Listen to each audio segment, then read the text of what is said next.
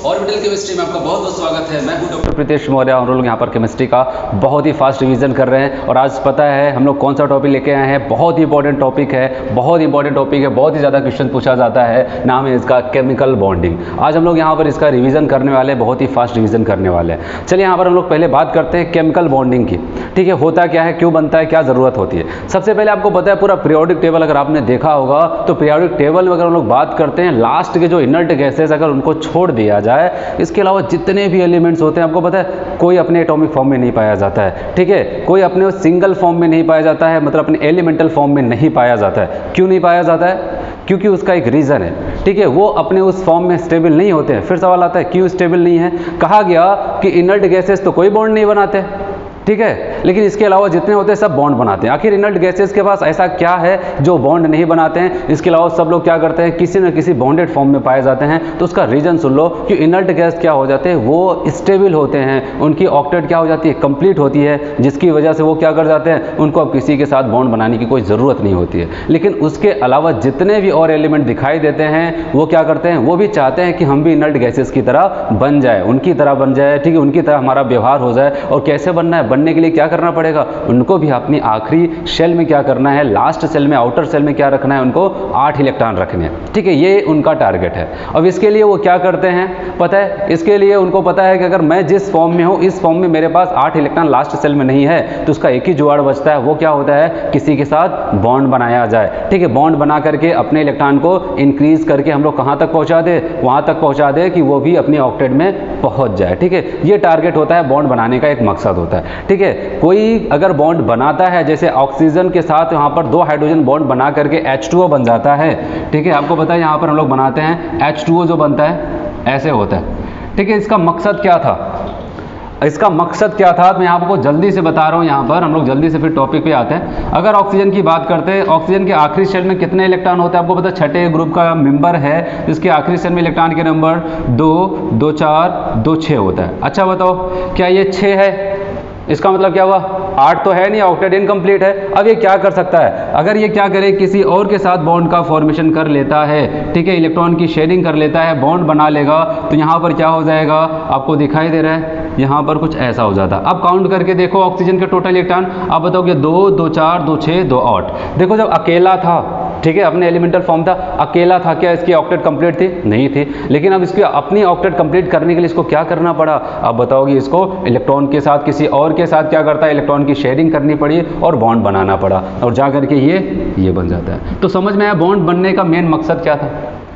ठीक है, अगर यहाँ पर ऑक्सीजन, ये इसका मकसद नहीं था कि हम हाइड्रोजन से जुड़ जाएंगे, वाटर बन जाएंगे, तो वहाँ पर क्या हो जाएगा, सब लोग क्या करेंगे, ठीक है, इसकी वजह से जीवित रहेंगे, यहाँ पर जीवन यापन करेंगे। ऐसा इनका कोई टारगेट नहीं था। इनका खुद का अपना एक मकसद छुपा था। वो मकसद क्या छुपा था कि हम क्या करेंगे, ठीक है, हमारे पास 6 है, अगर 2 और इलेक्ट्रॉन मिल जाते तो हमारे 8 हो जाते और हम क्या कर जाते, ऑक्टेट कंप्लीट कर जाते। अब हमको कोई टेंशन नहीं है कि हमको किसी और से रिएक्शन करना है, कुछ और चाहिए, कुछ निकालना, कुछ नहीं। ठीक है, स्टेबल फॉर्म में चले जाएंगे। तो ये मकसद होता है बॉन्ड फॉर्मेशन का। और एक चीज मैं आपको बताऊं, यहां पर सबसे पहले याद रखना, अगर कोई भी बॉन्ड बना रहे हैं, मान लिया ए था और बी थे, ठीक है, हम लोग रिवीजन कर रहे हैं इसलिए थोड़ा सा फास्ट देख रहे हैं। ए और बी ये चाहते हैं कि इन दोनों के बीच में बॉन्ड बन जाए। तो बॉन्ड कैसे बन सकता है, सबसे पहले दोनों के अंदर ये क्षमता होनी चाहिए कि हमको स्टेबल होना, ठीक है। और अच्छा बात ये भी चाहते हैं ऑक्टेट कंप्लीट करना, ये भी चाहते हैं ऑक्टेट कंप्लीट करना। लेकिन एक चीज़ याद रहे, सिर्फ ऑक्टेट कंप्लीट करने की चाहत से ही आप बॉन्ड नहीं बना सकते। बॉन्ड बनाने के लिए क्या करना पड़ता है, अपनी एनर्जी लेवल को कम करना पड़ता है। ठीक है, अगर ये फ्री फॉर्म में है, ये फ्री फॉर्म में है, इसका मतलब क्या हो जाता है, इनकी एनर्जी लेवल बहुत हाई है। क्या है, बहुत हाई है। अगर ये बॉन्डेड फॉर्म में आना चाहते हैं तो इनको क्या करना पड़ेगा, अपनी एनर्जी को कम करना पड़ेगा, कम करना पड़ेगा, तब जाकर के क्या हो जाएगा, वो बॉन्ड का फॉर्मेशन वहाँ पर करेंगे। तो कहने का मतलब अगर कोई बॉन्डेड फॉर्म में है, इसका मतलब उसकी एनर्जी कम है, कोई अगर फ्री फॉर्म में, इसका मतलब उसकी एनर्जी ज़्यादा है। तो आपको पता है अगर फ्री फॉर्म से बॉन्डेड फॉर्म में आना है तो क्या करना पड़ेगा, एनर्जी को कम करना पड़ेगा। और एक चीज़ याद रखना, कोई भी अगर कहीं पर बॉन्ड बन रहा है, वो जितना मैक्सिमम से मैक्सिमम एनर्जी को बाहर निकाल करके बॉन्ड का फॉर्मेशन करेंगे, वो बॉन्ड उतना ही ज़्यादा मजबूत बनता है। ठीक है, अब आते हैं यहाँ पर थोड़ा हम लोग कॉन्सेप्ट सीखते हैं। यहाँ पर कॉन्सेप्ट है कोशेल-लेविस अप्रोच फॉर केमिकल बॉन्डिंग। ठीक है, कोशेल-लेविस ने क्या किया, कुछ अपना कॉन्सेप्ट बताया, अपना थोड़ा यहाँ पर कॉन्सेप्ट बताया कि कैसे बॉन्ड बनता है, क्या होता है, सारी चीज़ें। तो इनका जो कॉन्सेप्ट था वो ऑक्टेट रूल से जुड़ा हुआ था।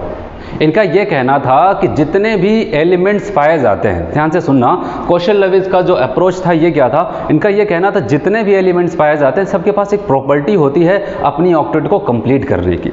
ठीक है, जितने भी होते हैं सबके पास प्रॉपर्टी होती है अपने ऑक्टेट को कंप्लीट करने की। अब वो कैसे करेंगे, हो सकता है वो इलेक्ट्रॉन को डोनेट करना पड़े, उसकी वजह से उनके ऑक्टेट कंप्लीट हुआ, या फिर हो सकता है इलेक्ट्रॉन को उनको एक्सेप्ट करना पड़े तब उनका ऑक्टेट कंप्लीट हो जाए, हो सकता है उनको बॉन्ड बनाना पड़े तब उनके ऑक्टेट कंप्लीट हो जाए। ठीक है, इनका ये कॉन्सेप्ट था। और इन्होंने ये भी बताया कि अगर हाइड्रोजन की बात करते हैं, हाइड्रोजन नहीं चाहता है कि मेरे लास्ट सेल में 8 हो जाए, वो चाहता है कि मेरे लास्ट सेल में केवल 2 इलेक्ट्रॉन हो जाए और मैं एक इनर्ट गैस जिसका नाम है हीलियम उसकी तरह बन जाऊँ। तो ये इसके हाइड्रोजन के अलावा जितने भी एलिमेंट्स पाए जाते हैं सब अपने ऑक्टेट कंप्लीट करना चाहते हैं, और हाइड्रोजन क्या चाहता है, अपना डुप्लेक्स कंप्लीट करना चाहता है। ये इनका कॉन्सेप्ट चल रहा था। और इनका ये लाइन याद रखना, इनका ये कहना था सबके पास ये प्रॉपर्टीज पाई जाती है अपने ऑक्टेट को कंप्लीट करने की। ठीक है, जैसे कि हम लोग बात करते हैं यहाँ पर, अभी जो मैंने आपको यहाँ पर एक बार फिर से समझाया, वाटर की बात करते हैं एक बार फिर से, H2O की बात करते हैं, तो यहाँ पर कैसे टारगेट बना होगा। सबसे पहले ऑक्सीजन की बात करते हैं। यहाँ पर देखो बॉन्ड फॉर्मेशन में कौन से इलेक्ट्रॉन यूज होते हैं, बैलेंस इलेक्ट्रॉन यूज होते हैं। बैलेंस का मतलब जो आखिरी सेल में उपस्थित इलेक्ट्रॉन्स होते हैं उसी को बैलेंस इलेक्ट्रॉन कहा जाता है, उन्हीं का इन्वॉल्वमेंट होता है बॉन्ड फॉर्मेशन में। अब बात करते हैं यहाँ पर ऑक्सीजन की, अगर अकेले की बात करते हैं, ऑक्सीजन के लास्ट में होते हैं टोटल इलेक्ट्रॉनों के नंबर 6, तो 2 यहाँ पर हुआ। अभी आपको पता है इनको 2 की जरूरत है, तो ये क्या करते हैं, अपने 2 इलेक्ट्रॉन का यूज करते हैं बॉन्ड फॉर्मेशन में। और हाइड्रोजन को कितने की जरूरत है, 2, क्योंकि हाइड्रोजन चाहता है कि मेरे लास्ट में केवल 2 इलेक्ट्रॉन हो जाए, मैं अपना हीलियम की तरह कॉन्फ़िगरेशन प्राप्त कर लूँ। ठीक है, ऐसा कुछ हो रहा है। चलिए देखते हैं यहाँ पर। अब यहाँ पर क्या हो जाता है, हाइड्रोजन की बात करते हैं। हाइड्रोजन को यहाँ पर जब शेयरिंग होता है तो इलेक्ट्रॉन दोनों के साथ काउंट होता है, इतना तो आपको पता ही होगा।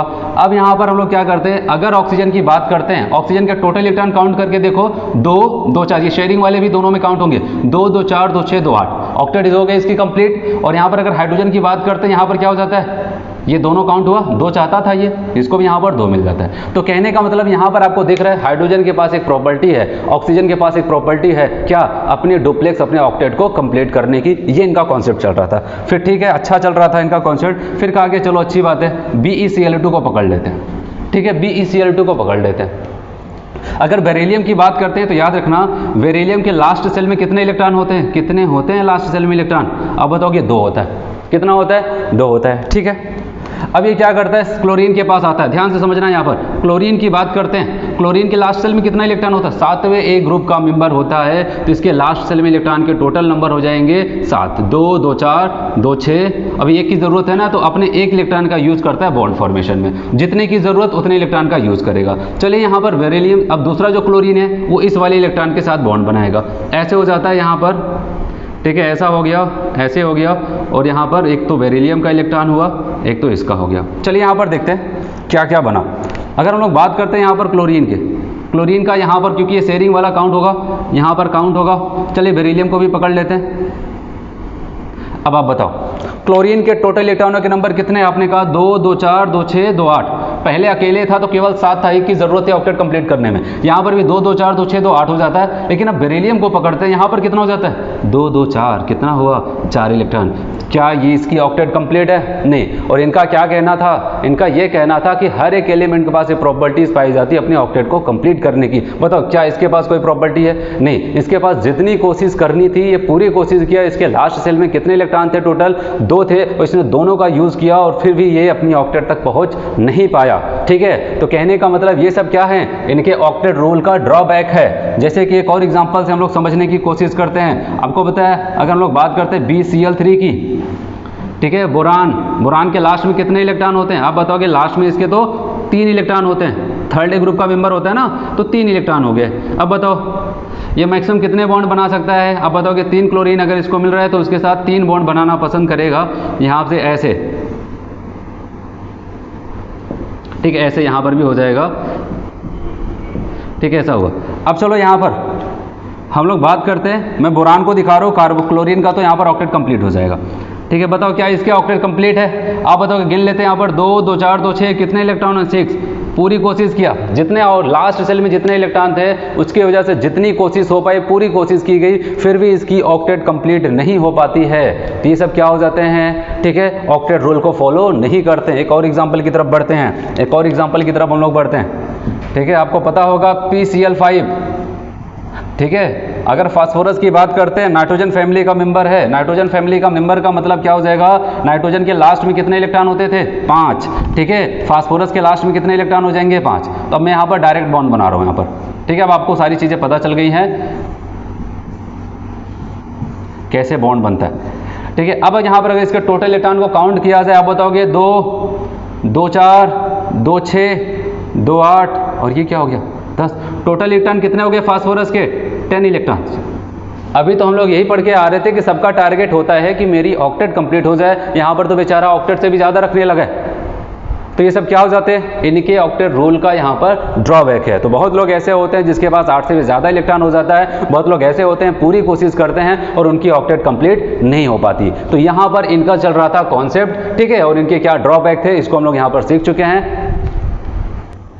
चलिए यहाँ पर हम लोग बात करते हैं केमिकल बॉन्डिंग की बात करते हैं। तो पूरे चैप्टर में आपको कौन कौन से बॉन्ड्स पढ़ने हैं या फिर कितने टाइप्स के बॉन्ड होंगे, तो आपको समझ में आ गया होगा कि बॉन्ड क्यों बनता है, अपनी ज़रूरत के लिए बनता है, क्या ज़रूरत है, हर कोई स्टेबल होना चाहता है, किसकी तरह बनना चाहता है, इनर्ट गैसेस की तरह बनना चाहता है, उसके लिए वो क्या करता है, बॉन्ड का फॉर्मेशन करता है। चलिए यहाँ पर बात करते हैं। बताइए कि अगर बॉन्ड को हम लोग क्लासीफाई करते हैं तो आप इसको 2 पार्ट में बांट सकते हो, इसके स्ट्रॉन्गनेस और इसके वीकनेस की हेल्प से। जैसे कहते हैं यहाँ पर एक स्ट्रॉन्ग बॉन्ड होगा और यहाँ पर एक वीक बॉन्ड होगा। स्ट्रॉन्ग बॉन्ड जो होगा वो इंटर एटॉमिक होगा, मतलब एक एटम का दूसरे एटम के बीच में वहां पर बॉन्ड बनेगा, ठीक है। एक एटम का दूसरे एटम के बीच में वहां पर बॉन्ड बनेगा। और जो वीक बॉन्ड की बात हो रही है यहाँ पर एटम के बीच में नहीं होगा, एक बड़ा सा मॉलिक्यूल ये होगा, एक बड़ा सा मॉलिक्यूल ये होगा, मतलब उनके अंदर पहले से बॉन्ड तो प्रेजेंट ही है, लेकिन वो क्या करते हैं, एक मॉलिक्यूल दूसरे मॉलिक्यूल के बीच में क्या हो जाएगा, अट्रैक्शन होगा, ठीक है। तो इस अट्रैक्शन को हम लोग वीक बॉन्ड्स कहेंगे और इसमें हाइड्रोजन बॉन्ड और वैन डर वाल्स बॉन्ड्स आपको पढ़ने को मिलेगा। लेकिन स्ट्रॉन्ग बॉन्ड जो कि बहुत ज्यादा इंपॉर्टेंट है, इसको हम लोग देखते हैं। सबसे पहले बात करते हैं, इसमें जो आपको पढ़ना है आयोनिक बॉन्ड,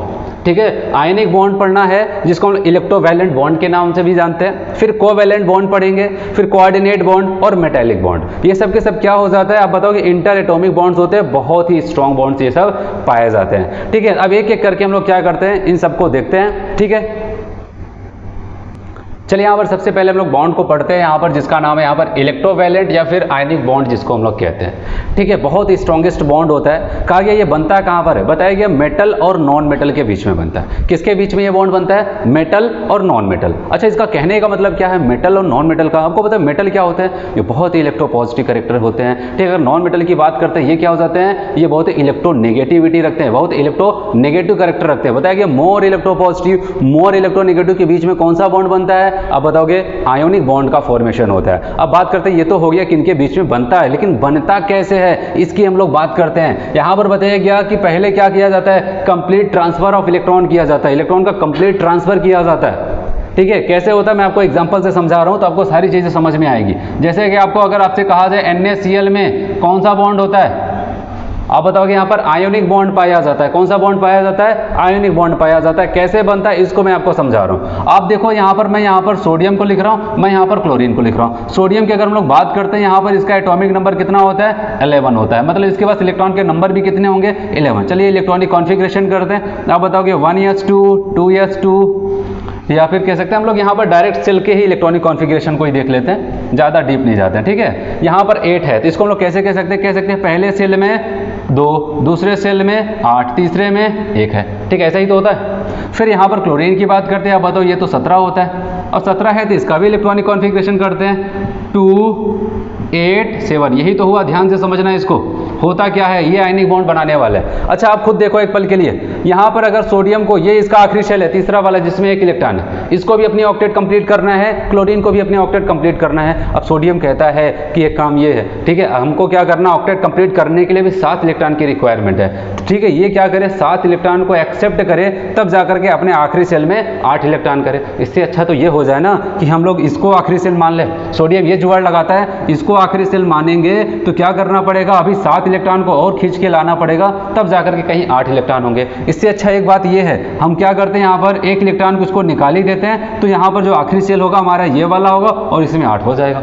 चलिए क्लोरीन की क्या बात है, क्लोरीन के लास्ट सेल में आपको दिखाई दे रहा तीसरा सेल इसका लास्ट सेल है, ये 7 है यहाँ पर इलेक्ट्रॉन। अब इसके पास भी 2 ऑप्शन है, या तो ये क्या करे इन 7 इलेक्ट्रॉन को बाहर निकाल करके इसको अपना आखिरी सेल बना ले और 8 यहाँ पर है, या फिर केवल एक ही इलेक्ट्रॉन की तो जरूरत है 8 होने के लिए, किसी से क्या करें इलेक्ट्रॉन को एक्सेप्ट कर ले और 8 कर ले। अब इन दोनों के बीच में क्या बातचीत होती है बताइए कि यहाँ पर सोडियम कहता है कि ठीक है हम लोग आपस में बॉन्ड बनाते हैं, एक काम करते हैं मैं अपना एक इलेक्ट्रॉन निकाल करके तुम्हें दे देता हूँ, ठीक है दे देता है, एक इलेक्ट्रॉन निकाला इनको दे दिया, क्योंकि इलेक्ट्रॉन निकलने के बाद आपको पता है यहाँ पर 8 हो जाता है आखिरी सेल में, यहाँ पर 7 एक और मिल जाता है तो 8 हो जाता है। लेकिन आपको पता है यहाँ पर इलेक्ट्रॉन का कंप्लीट ट्रांसफर किया जा रहा है। कंप्लीट ट्रांसफर का मतलब क्या हो जाता है, इससे एक इलेक्ट्रॉन निकला है और आपको पता है जिससे इलेक्ट्रॉन निकलता है उसके ऊपर कौन सा चार्ज आता है, प्लस चार्ज आता है, जो इलेक्ट्रॉन को एक्सेप्ट करता है उसके ऊपर कौन सा चार्ज आता है, माइनस चार्ज आता है। जब यहाँ पर एक इलेक्ट्रॉन निकला इससे सोडियम से तो सोडियम के ऊपर प्लस आता है, क्लोरीन के ऊपर माइनस आता है, और प्लस और माइनस के बीच में कौन सा अट्रैक्शन होगा आप बताओगे,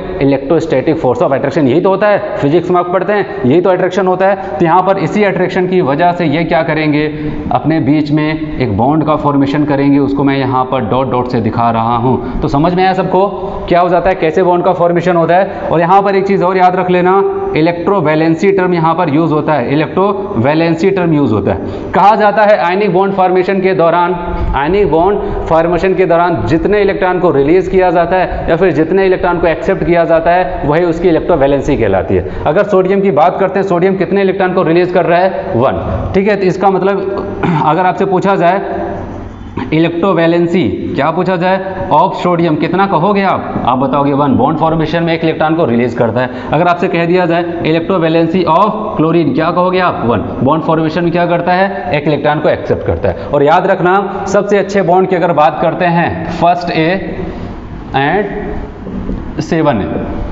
क्योंकि इनके पास बहुत ही अच्छा इलेक्ट्रोपॉजिटिव कैरेक्टर पाया जाता है, इनके पास क्या होता है बहुत ही अच्छा इलेक्ट्रोनेगेटिव कैरेक्टर पाया जाता है, और मोर इलेक्ट्रोपॉजिटिव मोर इलेक्ट्रोनेगेटिव के बीच में बहुत ही अच्छा बॉन्ड बनने वाला है। समझ में आया सबको।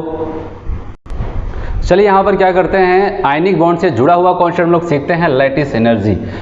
अब सबसे पहले यहाँ पर देखते हैं लैटिस एनर्जी क्या होता है। मैं आपको यहाँ पर एक एग्जाम्पल से समझा रहा हूँ। सबसे पहले याद रखना, मान लें यहाँ पर कोई गैसियस कैटायन है और यहाँ पर कोई X नाम का gaseous anion, gaseous cation gaseous anion, आपस में ये दोनों मिल जाते हैं और यहाँ पर MX क्या करते हैं, MX कंपाउंड का फॉर्मेशन करते हैं, ठीक है। यहाँ पर कोई कंपाउंड MX सॉलिड यहाँ पर बनता है और आपको पता है इनके बीच में क्या हुआ होगा, बॉन्ड का फॉर्मेशन। और एक चीज़ हमेशा याद रखना, मैं बहुत बार बोलता हूँ, गैस यहाँ पर क्या हो जाता है, कभी भी बॉन्ड फॉर्मेशन होता है, बॉन्ड फॉर्मेशन ऑलवेज क्या हो जाता है, एक्सोथर्मिक हो जाता है। क्या हो जाता है, एक्सोथर्मिक होता है। चलिए यहाँ पर फिर से कॉन्सेप्ट को सीखते हैं, इसके डेफिनेशन की बात करते हैं। बताया गया गैसियस कैटायन गैसियस एनायन आपस में मिल करके 1 मोल आयोनिक सॉलिड का फॉर्मेशन करे। इसको आप ऐसे भी लिख सकते हैं, यहाँ पर ऐसे ही साथ में लिख करके प्लस माइनस 1 मोल, यहाँ पर कितना लिखा गया 1, 1 मोल आयनिक सॉलिड का जब फॉर्मेशन करता है उस दौरान जो भी हीट बाहर निकलती है, इसी हीट को हम लोग क्या कहते हैं, इसी हीट को लैटिस एनर्जी कहा जाता है। एक बार डेफिनेशन देख लो, हो सकता है कभी डेफिनेशन ही पूछ ली जाए, ठीक है, थ्योरेटिकल क्वेश्चन बने। गैसियस कैटायन हो, कैटायन कैसे हो, गैसियस हो, गैसियस एनायन हो, ये आपस में मिल करके 1 मोल आयनिक सॉलिड का फॉर्मेशन करे, उस दौरान जो भी हीट बाहर निकलती है उसको हम लोग क्या कहते हैं, लैटिस एनर्जी कहते हैं। और मैंने आपको पहले ही तो बताया था, शुरू में ही तो बताया कि क्या होता है, बॉन्ड बनाने के लिए क्या करना पड़ता है, एनर्जी को कम करना पड़ता है, एनर्जी को बाहर निकालना पड़ता है, तभी बॉन्ड का फॉर्मेशन होगा। अब यहाँ पर जितना ज्यादा वो एनर्जी बाहर निकालेगा उतना ही स्ट्रॉन्ग वहाँ पर बॉन्ड बनने वाला है। चलिए यहाँ पर बात करते हैं, अगर किसी ने कह दिया कि यहाँ पर बहुत सारे कंपाउंड्स दे दिए जाए और वहाँ पर लैटिस एनर्जी का आपको वहाँ पर एक वैल्यू दे दी जाए या फिर एक कोई कॉन्सेप्ट दे दिया जाए, तो लैटिस एनर्जी की मदद से और आप क्या क्या बता सकते हो किसी के बारे में। कहा गया लैटिस एनर्जी जो होता है स्टेबिलिटी ऑफ कंपाउंड के डायरेक्टली प्रोपोर्शनल होता है। अगर कहीं पर आपको स्टेबिलिटी जैसे 4 कंपाउंड दे दिया जाए और चारों में से हो सकता है किसी की लैटिस एनर्जी सबसे ज्यादा है, और आपसे कभी पूछ लिया जाए बताओ इसमें सबसे स्टेबल कंपाउंड कौन होगा, तो आप बताओगे जिसकी लैटिस एनर्जी सबसे ज्यादा स्टेबिलिटी ऑफ कंपाउंड के डायरेक्टली प्रोपोर्शनल होता है, मतलब उसकी स्टेबिलिटी सबसे ज्यादा हो जाएगा। क्यों, क्योंकि वो बहुत ही ज्यादा हीट को बाहर निकाला होगा, तभी वो बहुत ही स्टेबल है। फिर बताइएगा overall attraction force between opposite charge, cation और एनायन के बीच में कितना लगाव है, कितना ज्यादा अट्रैक्शन है, वो कौन बताएगा, लैटिस एनर्जी। जितना ज्यादा लैटिस एनर्जी उतना ज्यादा उनके बीच में लगाव है, अट्रैक्शन है। फिर बताएगा हार्डनेस, आप खुद सोचो कैटायन एनायन आपस में पास आ रहे, बहुत ज्यादा अट्रैक्शन है, बहुत ज्यादा अट्रैक्शन है, बहुत ज्यादा करीब आएंगे तो क्या हो जाएंगे, वो हार्ड होते चले जाएंगे, सॉलिड बनते चले जाएंगे। तो यही बताया गया हार्डनेस के डायरेक्टली प्रोपोर्शनल हो जाता है, ठीक है। जिसकी लैटिस एनर्जी ज्यादा उसकी हार्डनेस ज्यादा, जिसकी लैटिस एनर्जी ज्यादा उसकी मेल्टिंग और बॉइलिंग पॉइंट भी क्या हो जाएगी, बहुत ज्यादा हो जाएगी। लेकिन 2 चीज हैं जो इसके अपोजिट चलते हैं, लैटिस एनर्जी ज़्यादा है तो वहाँ पर वॉलेटिलिटी कम हो जाएगी। वैसे भी आपको पता है अगर बॉइलिंग पॉइंट के डायरेक्टली है तो वॉलेटिलिटी की क्या हो जाएगा, इन्वर्सली, जल्दी वो क्या हो जाता है, अपनी वेपर बनाने को तैयार ही नहीं होगा। फिर बताया गया वाटर में घुलने की एबिलिटी, जिसको कहते हैं वाटर सॉल्युबिलिटी। अगर लैटिस एनर्जी ज़्यादा है तो वाटर में सॉल्युबिलिटी क्या हो जाएगी, कम हो जाती है। ठीक है, कुछ ऐसे कॉन्सेप्ट्स हैं, लेकिन जो क्वेश्चन जिस पे आता है हम लोग उसकी बात करते हैं। बताया गया यहाँ पर अगर लैटिस एनर्जी की बात करते हैं तो यहाँ पर जो कॉन्सेप्ट चलता है वो बहुत इंपॉर्टेंट है, क्वेश्चन इस पे बहुत बार पूछा जा चुका है। तो हम लोग क्या करते हैं, एक एक करके देखते हैं। सबसे पहला जो कॉन्सेप्ट होगा, बताया गया लैटिस एनर्जी जो हो जाता है वो डायरेक्टली प्रोपोर्शनल हो जाता है Q1 इंटू Q2। Q1 है क्या, चार्ज, किसका, कैटायन का। Q2 है क्या, चार्ज एनायन का। इन दोनों के चार्ज का मल्टीप्लिकेशन करते हैं आपस में, ठीक है, और लैटिस एनर्जी इसी के डायरेक्टली होगा। मतलब जिसके Q1 Q2 की वैल्यू को मल्टीप्लाई करेंगे, जिसकी वैल्यू ज़्यादा उसकी लैटिस एनर्जी ज़्यादा। अगर कल को आप Q1 Q2 की वैल्यू को मल्टीप्लाई करते हैं, वैल्यू आपको सेम नजर आता है, तो उस कंडीशन में दूसरे कॉन्सेप्ट की तरफ बढ़ते हैं और वहाँ पर क्या हो जाएगा, अब बताओ कि लैटिस एनर्जी क्या हो जाएगा, 1/r²। r यहाँ पर है क्या, ये साइज है, ठीक है, उनकी साइज के स्क्वायर के इन्वर्सली प्रोपोर्शनल हो जाता है कौन, लैटिस एनर्जी। ठीक है, जैसे आपको मैं ये समझा रहा हूँ कैसे, एक एग्जांपल से। आपसे कहा गया यहाँ पर हम लेके चलते हैं NaCl, आपसे कहा गया मैं लेके चल रहा हूँ MgCl2, आपसे कहा गया मैं MgO ले रहा हूँ, आपसे कहा गया मैं यहाँ पर Al2O3 लेके चल रहा हूँ। आपसे पूछा गया यहाँ पर बताओ लैटिस एनर्जी का ऑर्डर अरेंज कर सकते हैं आप, आपने कहा ठीक है, देखते हैं, कॉन्सेप्ट लगाते हैं। अच्छा, आप यहाँ पर देखो, यहाँ पर प्लस चार्ज कितना जनरेट होगा, +1 -1, यहाँ पर +2, और एक का हम लोग देखेंगे, एक क्लोरीन के लिए यहाँ पर माइनस आएगा, यहाँ पर +2 2 माइनस, यहाँ पर Al के ऊपर टोटल चार्ज कितना आएगा, एल्युमिनियम के ऊपर, अब बताओ कि एल्युमिनियम के ऊपर +3 आता है, ऑक्सीजन के ऊपर कितना आ जाएगा, -2। अच्छा, इनके Q1 Q2 की वैल्यू को चेक कर लिया जाए। अगर यहाँ पर Q1 इंटू Q2 अगर हम लोग देखें, क्योंकि पहला कॉन्सेप्ट यही तो कहता, अब बताओ 1 इंटू 1 कितना आ जाएगा, 1। यहाँ पर 2 है इंटू 1, इसके ऊपर क्या होता है, माइनस चार्ज है तो 1 हुआ, तो यहाँ पर क्या आ जाएगा, 2 आ जाएगा। ऐसे यहाँ पर बात करते हैं 2 इंटू 2 4, यहाँ पर क्या हो जाएगा, 3 इंटू 2 6। तो आपको क्या दिख रहा है, जैसे जैसे हम लोग यहाँ पर बढ़ रहे हैं, लैटिस एनर्जी बढ़ रही है कि घट रही है, आप बताओगे Q1 इंटू Q2 की वैल्यू क्या कर रही है, इंक्रीज कर रही है। जैसे जैसे हम लोग इस एरो के हिसाब से आगे बढ़ रहे हैं, तो आप बताओगे लैटिस एनर्जी भी क्या कर जाएगी, इंक्रीज करती चली जाएगी। एक एग्जाम्पल और देखते हैं हम लोग यहाँ पर ऊपर। अगर आपसे कह दिया जाए LiCl और यहाँ पर बता दिया जाए NaCl, KCl, RbCl, ऐसे दे दिया जाए और आपसे पूछा जाए बताओ यहाँ पर लैटिस एनर्जी का ऑर्डर क्या हो जाएगा, आप कहेंगे अभी बता देते हैं। ठीक है, कैसे बताने वाले हैं आप, बताओगे यहाँ पर, हमको तो भी पता है प्लस माइनस, ठीक है, ये सब क्या हो जाएंगे, कैटायन +1 रखेगा, एनायन -1 रखता है। चलिए आप सबसे पहले चेक करके देखो, Q1 Q2 से आने वाला है आपका आंसर, आपने कहा भी चेक कर लेते हैं। ठीक है, कर लिया, 1 इंटू 1 कितना, 1, सबका 1 सबका 1 सबका 1 आ जाएगा। बताओ सबकी वैल्यू सेम है, क्या ये पहला कॉन्सेप्ट आपका काम आएगा, अब नहीं आएगा। अब कौन आने वाला है, 1/r²। अच्छा बताओ इसमें से कौन सेम है कौन डिफरेंट है, अब बताओ कि सब में क्लोरीन है, सब में क्लोरीन। अगर जो चीज़ सब में सेम है तो वो कभी भी डिसाइडिंग फैक्टर नहीं होता है। ठीक है, कौन होगा यहाँ पर, आपका जो कैटायन है वो हो जाएगा। अच्छा आप बताओ जैसे जैसे हम लोग आगे बढ़ रहे हैं, साइज ऑफ कैटायन क्या हो रहा है, बढ़ रहा है कि घट रहा है। आप बताओ कि ग्रुप में नीचे चल रहे हैं, लिथियम से बड़ा, सोडियम से बड़ा, पोटेशियम से बड़ा क्या हो जाएगा, रुबिडियम। यहाँ पर साइज ऑफ कैटायन इंक्रीज कर रहा है। अच्छा बताओ साइज बढ़ेगी तो क्या हो जाएगा, लैटिस एनर्जी घट जाएगी। कोई दिक्कत किसी को यहाँ पर लैटिस एनर्जी से। ठीक है, तो ये होता है लैटिस एनर्जी का कॉन्सेप्ट, जो कि काफ़ी ज़्यादा इंपॉर्टेंट है, इस पर क्वेश्चन पूछा जा चुका है।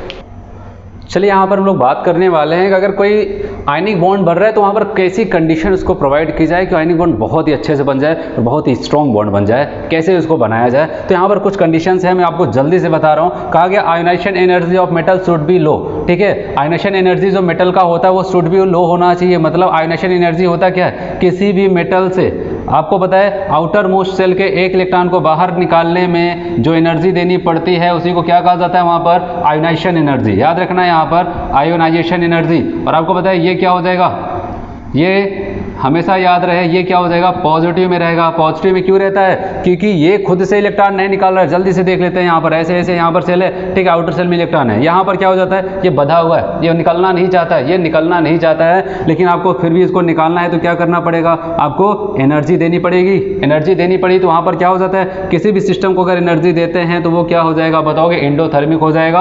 और एंडोथर्मिक है तो डेल्टा एच की वैल्यू क्या हो जाएगी, पॉजिटिव। तो कहा गया यहाँ पर हमें एनर्जी देना पड़ रहा है, मतलब हमको मेहनत करनी पड़ रही है। और आपको पता है कि यहाँ पर क्या हो जाएगा, अगर हमको मेहनत करनी पड़ रही है किसी को भी कैटायन बनाने के लिए, तो वहाँ पर यही होना चाहिए कि कितनी कम मेहनत से, कितने कम वर्क में क्या हो जाए, यहाँ पर ये काम हो जाए, इलेक्ट्रॉन इसका निकल जाए, जल्दी से कैटायन बन जाए। इसलिए बताया आयोनाइजेशन एनर्जी क्या होनी चाहिए, लो होनी चाहिए, मतलब थोड़ी सी एनर्जी, बस थोड़ी सी एनर्जी दी जाए, जल्दी से इलेक्ट्रॉन बाहर निकल जाए, ठीक है, ऐसा कुछ होना चाहिए। चलिए बात करते हैं इलेक्ट्रॉन एफिनिटी, ये क्या हो जाता है, और ये बताया कि शुड भी हाई होना चाहिए। जैसे मान लें यहाँ पर कोई एक्स था, एक्स का मतलब कोई यहाँ पर हमारा नॉन मेटल है, ये क्या करे, किसी एक इलेक्ट्रॉन को एक्सेप्ट करता है और यहाँ पर क्या हो जाएगा, एक्स माइनस बनाएगा। और याद रहे इलेक्ट्रॉन एफिनिटी की बात करते हैं, यहाँ पर जो एनर्जी होगी वो क्या हो जाएगी, वो नेगेटिव हो जाएगी। क्यों, क्योंकि आपको पता है यहाँ पर ऐसे ऐसे ऐसे सेल है, ठीक है, कोई इलेक्ट्रॉन बाहर घूम रहा था, कि बाहर घूम रहा था, ये चाहता है मैं इसके अंदर आ जाऊँ, अगर ये बाहर है तो क्यों है, क्योंकि इसकी एनर्जी ज़्यादा है। अगर ये यहाँ किसी बॉन्डेड फॉर्म में आना चाहता है, इसको क्या करना पड़ेगा, अपनी एनर्जी को कम करना पड़ेगा, और एनर्जी को क्या करेगा, बाहर निकालेगा। और अगर किसी प्रोसेस के दौरान हीट बाहर निकल रही है, एनर्जी बाहर निकल रही है, इसका मतलब वो क्या हो जाएगा, एक्सोथर्मिक। जितना ज़्यादा निकलेगा उतने अच्छे से यहाँ पर आकर के जुड़ेगा। और हम यही चाहेंगे कि ज़्यादा से ज़्यादा एनर्जी को बाहर निकाल करके क्या करे, आकर के इस एक्स से जुड़े। इसलिए बताया कि जो एनर्जी बाहर निकले वो ज़्यादा होना चाहिए, should be high. Electron affinity क्या हो चाहिए, नॉन मेटल की ज़्यादा होनी चाहिए। और आपने कहा वहाँ से M+ बन चुका है, ठीक है, और वहाँ से क्या हो चुका है, X- बन चुका है। अब ये दोनों के बीच में लगाव होगा और ये M+ X- बनाएंगे, और यहाँ पर क्या हो जाएगा, हीट बाहर निकलती है जिसको कहते हैं लैटिस एनर्जी, और ये भी क्या हो जाएगी, नेगेटिव हो जाएगी, क्योंकि इस दौरान भी क्या हो जाएगा, हीट बाहर निकलेगी। और हीट जितना ज़्यादा निकलेगा, इसको मैंने आपको लैटिस में ही बताया क्या, उतना ही मजबूत बॉन्ड वहाँ पर बनने वाला है। इसलिए बताया शुड भी क्या होने चाहिए, हाई होने चाहिए। समझ में आया। तो ओवरऑल आपको यहाँ पर दिख रहा है एक जगह एनर्जी देनी पड़ रही है, दो जगह आपको एनर्जी मिल रही है, फिर हीट मिल रहा है। तो यहाँ पर आपको ये बताना है, आपका जो हो जाएगा इलेक्ट्रॉन एफिनिटी प्लस और क्या हो जाएगा, लैटिस एनर्जी ओवर जो मिलने वाली हीट है वो किसके ऊपर ज़्यादा होनी चाहिए, आयोनाइजेशन एनर्जी से ज़्यादा होनी चाहिए। बेस्ट फेवरेबल कंडीशन किसके लिए हो जाएगा, आयोनिक बॉन्ड फॉर्मेशन। समझ में आया। जो हीट हमको मिल रही है वो ज़्यादा होनी चाहिए ओवरऑल, और जो हम दे रहे हैं जहाँ पर एनर्जी वहाँ पर कम देनी पड़े। ठीक है, समझ में आया सबको। चलिए यहाँ पर हम लोग बात करने वाले हैं प्रॉपर्टीज ऑफ आयनिक कंपाउंड की। प्रॉपर्टीज की बात करते हैं, सबसे पहले फिजिकल स्टेट की बात करते हैं। तो यहाँ पर आपको याद रखना है कि ये कैसे बनते हैं। आप बताओगे यहाँ पर बहुत ही स्ट्रॉन्ग आयनिक बॉन्ड पाया जाता है, जिसकी वजह से ये आपको कौन से नेचर में मिलेंगे, खासकर आपको ये सॉलिड होंगे, ठीक है, सॉलिड नेचर में ज़्यादा मिलेंगे, ब्रिटल नेचर के होंगे, ठीक है। ये सारी चीज़ें हो गई यहाँ पर, और high melting point, boiling point इनका होगा। फिर हम लोग बात करते हैं इलेक्ट्रिकल कंडक्टिविटी। तो इलेक्ट्रिकल कंडक्टिविटी की बात करते हैं तो यहाँ पर इनका अगर हम लोग ऑर्डर देखें इलेक्ट्रिकल कंडक्टिविटी का, सॉलिड से ज़्यादा किसका हो जाएगा, आप बताओगे मोल्टेन फॉर्म का होगा, और मोल्टेन से सबसे ज़्यादा किसका हो जाएगा, आप बताओगे एक्वस फॉर्म का सबसे ज़्यादा हो जाता है। सबसे ज़्यादा इलेक्ट्रिकल कंडक्टिविटी किसकी हो जाएगी, एक्वस फॉर्म का। फिर उससे थोड़ा कम किसका होगा, मोल्टेन का। सॉलिड में एकदम ना के बराबर है, ठीक है, कहा जाता है सॉलिड फॉर्म होते हैं तो वहाँ पर क्या जाता है, इलेक्ट्रिकल कंडक्टिविटी नहीं पाई जाती है। तो ऑर्डर में आपको ये ऑर्डर भी पता होना चाहिए। फिर बात करते हैं वाटर सॉल्युबिलिटी की। तो वाटर सॉल्युबिलिटी का मतलब क्या हो जाएगा, आप खुद समझो। अगर लैटिस एनर्जी ज़्यादा है, मतलब क्या हो जाता है, बहुत ज़्यादा लैटिस एनर्जी है, मतलब वो बहुत ही ज़्यादा एक स्ट्रॉन्ग बॉन्ड से जुड़ा हुआ है। अब वाटर में जाने के बाद क्या करना पड़ता है, वाटर उस बॉन्ड को तोड़ता है, ठीक है। वाटर क्या करेगा, वहाँ पर उनके बीच के बॉन्ड को तोड़ेगा, फिर उनके साथ क्या करता है, वहाँ पर बॉन्डिंग बनाना शुरू करता है, ठीक है, फिजिकल बॉन्ड का फॉर्मेशन करता है। तो यहाँ पर यही कॉन्सेप्ट चलता है, याद रखना सॉल्युबिलिटी के लिए, हमेशा याद रखना सॉल्युबिलिटी की अगर बात करते हैं, अगर हमसे पूछा जाए कोई आयनिक कंपाउंड सॉल्युबल होगा कि नहीं होगा, सॉल्युबिलिटी का जो कॉन्सेप्ट यूज होगा आपको ये याद रखना है। वहाँ पर जो हाइड्रेशन एनर्जी होता क्या है, बताया कि ये वाटर क्या करता है, किसी भी आयंस के साथ बॉन्ड बनाना शुरू करता है, उस दौरान क्या करता है, हीट को बाहर निकालता है। उस हीट को हम लोग क्या कहते हैं, हाइड्रेशन एनर्जी। तो बताया गया जो हाइड्रेशन एनर्जी अगर हायर है किससे, लैटिस एनर्जी से, किससे है, लैटिस एनर्जी, तब वहाँ पर वाटर सॉल्युबिलिटी होगी। अगर इनसॉल्युबिलिटी की बात करते हैं, इनसॉल्युबिलिटी सॉल्युबिलिटी की बात करते हैं तो वहाँ पर क्या हो जाएगा, इसका जस्ट उल्टा हो जाएगा। अगर हाइड्रेशन एनर्जी वहाँ पर लैटिस एनर्जी से कम है, इसका मतलब उसकी सॉल्युबिलिटी वहाँ पर नहीं होगी। एक आसानी से ट्रिक हम लोग याद कर सकते हैं, एच होना चाहिए, एच होना चाहिए सॉल्युबिलिटी के लिए, एल होना चाहिए। इसका मतलब क्या, हाइड्रेशन एनर्जी हाई हो, लैटिस एनर्जी लो हो। ठीक है, ऐसा कुछ कॉन्सेप्ट वहाँ पर है तो हम लोग क्या कहेंगे, वहाँ पर सॉल्युबिलिटी पाई जाएगी। एच का मतलब हाइड्रेशन एनर्जी हाई और लैटिस एनर्जी लो। अगर ऐसी कंडीशन है तो आप बताओगे वहाँ पर क्या हो जाएगा, सॉल्युबिलिटी पाई जाएगी। अगर इसका उल्टा हो जाता है तो सॉल्युबिलिटी नहीं होगी। समझ में आया सबको? चलिए यहाँ पर हम लोग बात करने वाले हैं कि covalent character in ionic compound. एक बात याद रखना, फजान का रूल हम लोग यहाँ पर पढ़ने वाले हैं और फजान ने हमको ये बताया कि अगर आप कोई 100% कोवेलेंट कंपाउंड प्राप्त कर सकते हो, लेकिन अगर हमसे कह दिया जाए कि कोई आयनिक कंपाउंड क्या वो 100% आयनिक कंपाउंड है, तो इन्होंने कहा कि कोई भी आयनिक कंपाउंड है, कोई भी आयनिक बॉन्ड 100% वो आयनिक नहीं होता है। वहाँ पर कुछ ना कुछ कैरेक्टर किसका आ जाता है, कोवेलेंट का आ जाता है। ठीक है, अब कैसे आता है यहाँ पर हम लोग बात करते हैं। जैसे मान लिया यहाँ पर कोई एक एनायन है, ध्यान से समझना, यहाँ पर क्या हो जाता है, कोई एक एनायन है ऐसे, एक बड़ा सा यहाँ पर कोई एनायन है, माइनस चार्ज यहाँ पर मैं बीच में लिख रहा हूँ ऐसे, और यहाँ पर कोई एक कैटायन, ठीक है ऐसे। तो एनायन और कैटायन का क्या हो जाता है, इनके बीच में क्या बनेगा, अभी आपने बताया कि यहाँ पर आयनिक बॉन्ड का फॉर्मेशन होता है। लेकिन होता कुछ ऐसा है, जब ये कैटायन क्या करता है, इसके चारों तरफ ऐसे घूमता है, तो यहाँ पर क्या हो जाता है, जो एनायन है ये क्या कर जाता है, इसकी तरफ पोलराइज हो जाता है। अभी मैंने आपको ऐसा बना के दिखाया, अब क्या हो जाता है, ये कुछ ऐसे हो जाता है, ऐसे पोलराइज हो जाता है। ठीक है, पोलराइज हो जाएगा, ये हो जाता है ऐसे। और आपको पता है पहले ये कुछ ऐसा था, यहाँ पर ऐसे था, अब यहाँ पर पोलराइज हो जाता है। जो इसके अंदर ये पोलराइजेशन का कैरेक्टर आपको दिखाई दे रहा है, ये किसकी वजह से, ये इसका कोवेलेंट कैरेक्टर जो इसके अंदर जनरेट हो रहा है ये बता रहा है। तो फजान ने यही बताया कि जब कैटायन और एनायन आपस में साथ साथ में रखे जाते हैं तो एनायन क्या कर जाता है, इस कैटायन की तरफ पोलराइज होने लगता है, और जितना ज़्यादा इसकी तरफ पोलराइज होगा उतना ही ज़्यादा इसके अंदर किसका कैरेक्टर आ जाएगा, कोवेलेंट का कैरेक्टर आ जाता है। जो पोलराइजेशन हो रहा है, मतलब ये कौन सा कैरेक्टर इसके पास आ रहा है, इसके पास कोवेलेंट कैरेक्टर आ रहा है। फिर बताया कि चलो ठीक है, आपने कॉन्सेप्ट बताया, इसको कैसे एक्सप्लेन करोगे। उन्होंने कहा कि यहां पर दो कॉन्सेप्ट आपको याद रखना है।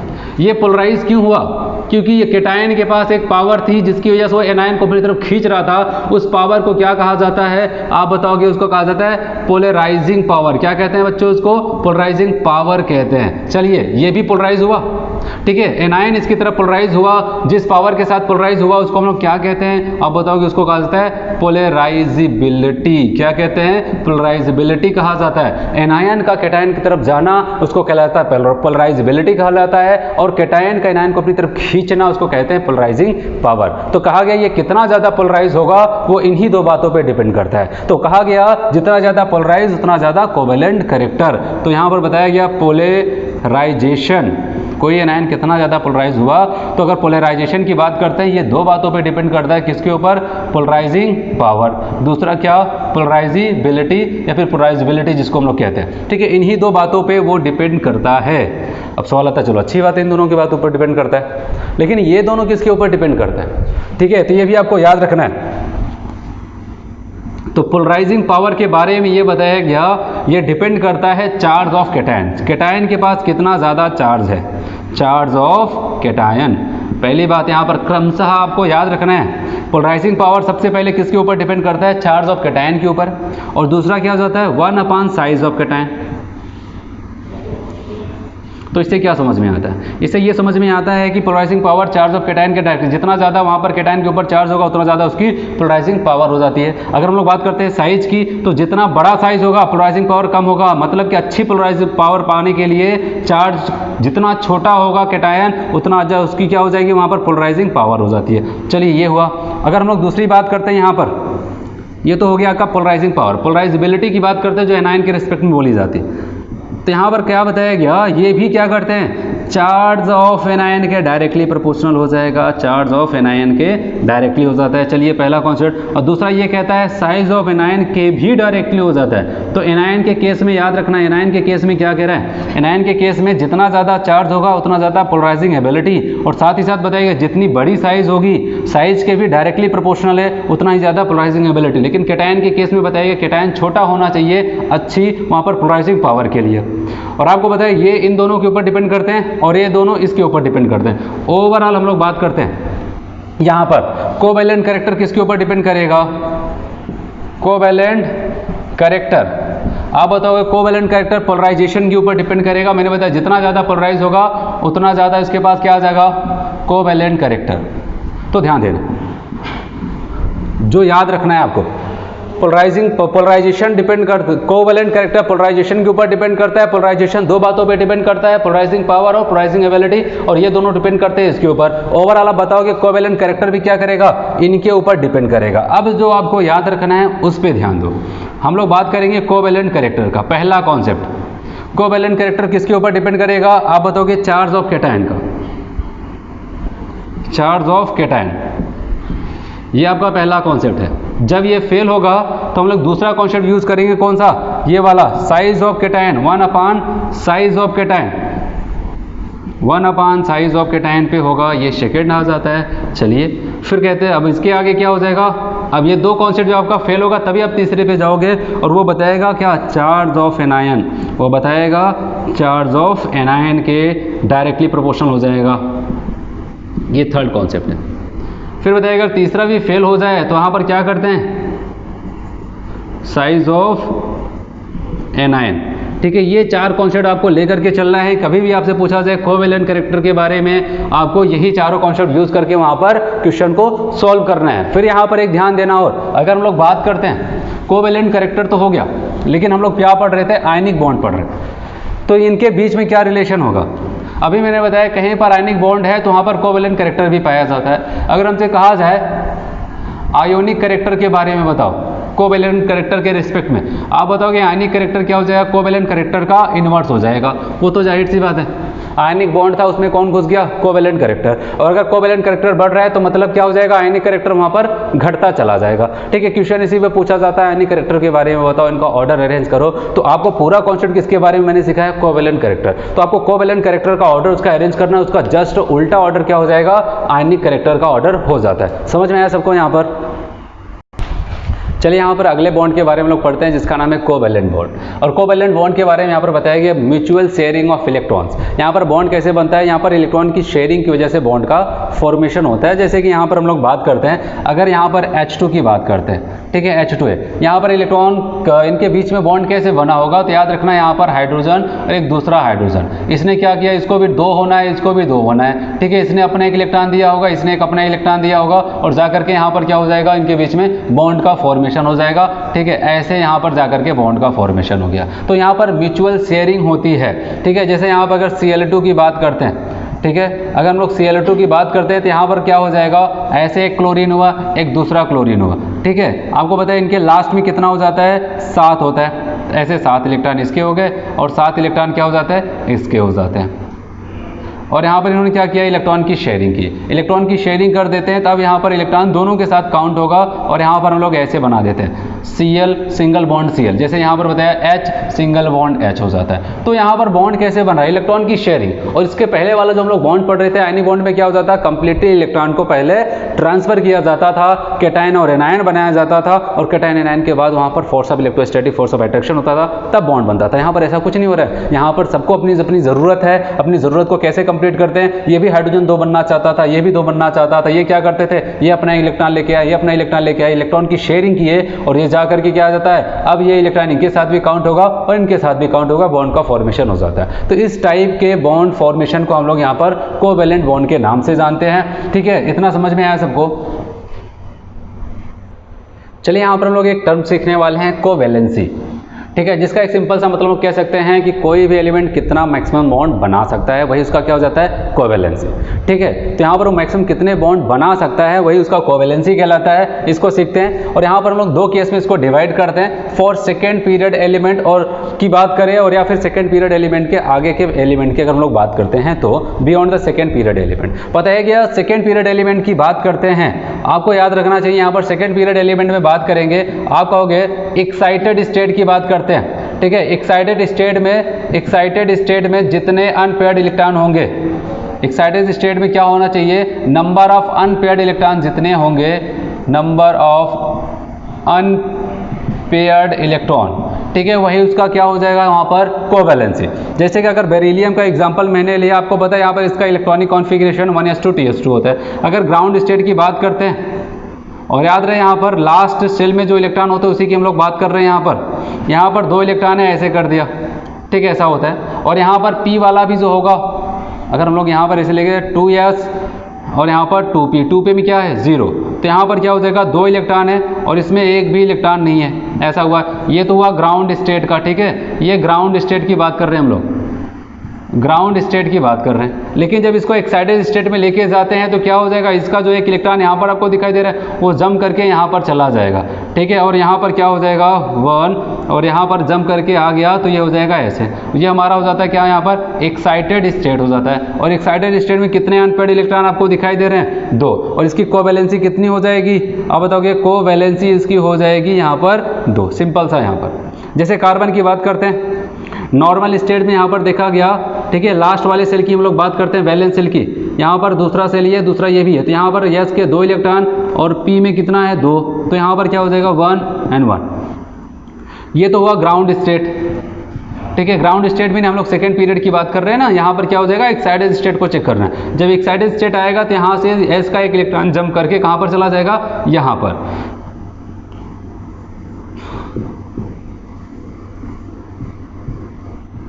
और कुछ ऐसा हो जाएगा, बताओ, ये एक्साइटेड स्टेट था, एक्साइटेड स्टेट है, तो बताओ एक्साइटेड स्टेट में कितने अनपेयर्ड इलेक्ट्रॉन है 1 2 3 and 4, तो इसकी कोवैलेंसी कितनी हो जाएगी 4। और आपको पता है इसीलिए कहा जाता है कार्बन मैक्सिमम कितने बॉन्ड बनाता है, 4 बॉन्ड बनाता है, और बेरिलियम कितना बना सकता है 2। तो कोवैलेंसी एक सिंपल सा मतलब यही होता है कि क्या हो जाता है, वो कितने मैक्सिमम बॉन्ड को बना सकता है। चलिए अगर हम लोग बात करते हैं बियॉन्ड सेकेंड पीरियड एलिमेंट, तो इनके लिए बताया गया, इनके वो कोवैलेंसी के केस में इनके लिए बताया गया इनके नॉर्मल ग्राउंड स्टेट में कितने अनपेयर्ड इलेक्ट्रॉन है, या फिर जितने भी एक्साइटेड स्टेट इनके हो सकते हैं उस एक्साइटेड स्टेट में कितने अनपेयर्ड इलेक्ट्रॉन्स हैं, वो इनकी कोवैलेंसी कहलाएगी। तो इन केसेस में आपको दिखाई दे रहा है कोवैलेंसी एक से ज्यादा भी हो सकती है। तो जैसे हम लोग बात करते हैं फास्फोरस के केस में, आपको यहाँ पर दिखाई दे रहा है 3s, लास्ट वाले सेल को ही देखा जाता है, यहाँ पर 3s2 है और यहाँ पर 3p3 है, 1 2 3, और आपको दिखाई दे रहा है यहाँ पर कहा गया यहाँ पर इसकी कोवैलेंसी कितनी हो जाती है, ग्राउंड स्टेट की बात करते हैं, इसकी कोवैलेंसी 3 हो जाती है। तो आपको यहाँ पर एक स्टेट दिखा, यहाँ पर ग्राउंड स्टेट में कोवैलेंसी 3, फिर हमने क्या किया, इसको एक्साइटेड स्टेट में लेके जाते हैं। एक्साइटेड स्टेट में लेके जाएंगे तो क्या हो जाएगा,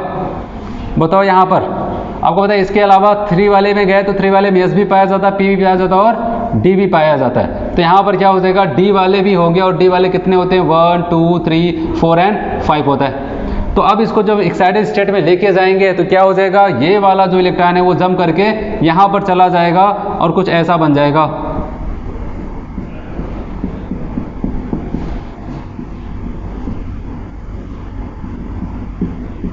ठीक है, ऐसा हो जाएगा। अब फास्फोरस के पास टोटल अनपेयर्ड इलेक्ट्रॉन कितने हो गए, 1 2 3 4 and 5, कितना हो जाता है 5। इसलिए बताया गया फास्फोरस क्या कर सकता है, 3 बॉन्ड तो बना भी सकता है, साथ ही साथ 5 बॉन्ड भी बना सकता है, ठीक है, यहाँ पर 5 बॉन्ड भी बना सकता है। क्यों यहाँ पर, और आपको पता है जब 5 बॉन्ड बनाएगा टोटल इलेक्ट्रॉनों के नंबर इसके कितने हो जाएंगे, 10 हो जाएंगे। और इसलिए बताया गया नाइट्रोजन, यहाँ पर फास्फोरस क्या करता है, यहाँ पर ऑक्टेट से भी ज्यादा इलेक्ट्रॉन को रख लेता है। क्यों, क्योंकि इसके पास क्या पड़े हुए हैं, वैकेंट डी ऑर्बिटल पड़ा हुआ है। जिसके पास वैकेंट डी ऑर्बिटल होगा वो 8 से भी ज्यादा इलेक्ट्रॉन को अपने टोटल रख सकता है, ठीक है। यहाँ पर यही बताया गया कोवैलेंसी 1 से ज्यादा हो सकती है अगर beyond the second period element चलते हैं। समझ में आया सबको यहाँ पर। चलिए यहाँ पर हम लोग एक नया कॉन्सेप्ट यहाँ पर सीखते हैं, बैलेंस बॉन्ड थ्योरी, ठीक है। अभी तक जब हम लोग यहाँ पर कोवैलेंट बॉन्ड को स्टार्ट किए तो मैंने आपको बताया था क्या हो जाते थे, इलेक्ट्रॉन की शेयरिंग की वजह से बॉन्ड बनता था, कैसे शेयरिंग की वजह से बॉन्ड बनता था वहाँ पर आपको मैंने दिखाया। लेकिन यहाँ पर क्या होता है, कैसे बॉन्ड बनता है उस चीज़ को और अच्छे से समझाने के लिए एक मॉडर्न कॉन्सेप्ट आता है जिसको कहते हैं बैलेंस बॉन्ड थ्योरी के नाम से जानते हैं। ये क्या कहता है यहाँ पर हम लोग देखते हैं। इनका यहाँ पर टर्म एक याद रखना, यहाँ पर बताया गया अनपेयर्ड एटॉमिक ऑर्बिटल, ठीक है। अनपेयर्ड एटॉमिक ऑर्बिटल्स क्या हो जाते हैं, वो आपस में करीब करीब आते हैं। जैसे मान लिया यहाँ पर क्या हो जाता है, एक अनपेयर्ड एटॉमिक ऑर्बिटल ये है, एक अनपेयर्ड एटॉमिक ऑर्बिटल ये आपस में पास पास आते हैं, ठीक है, क्योंकि ये भी पेयर होना चाहता है, ये भी पेयर होना चाहता है। ये पास पास आते हैं और पास पास आते क्या करते हैं, ओवरलैपिंग करते हैं। क्या करते हैं, ओवरलैपिंग करते हैं, और ओवरलैपिंग करके क्या करते हैं, वहाँ पर बॉन्ड का फॉर्मेशन करते हैं। जैसे कि मैं आपको यहाँ पर एग्जाम्पल के तौर पर दिखाऊँ, जैसे मैंने आपको बताया था HH है, ठीक है, यहाँ पर H2 कैसे बना, तो वहाँ पर तरीका मैंने आपको बताया कि एक इलेक्ट्रॉन इसका आपस में क्या कर जाते हैं, बॉन्ड का फॉर्मेशन करते हैं। लेकिन बैलेंस बॉन्ड थ्योरी इसी चीज़ को थोड़ा और अच्छे से समझा रहे हैं। बताइए कि हाइड्रोजन का यहाँ पर एटॉमिक ऑर्बिटल ये हुआ,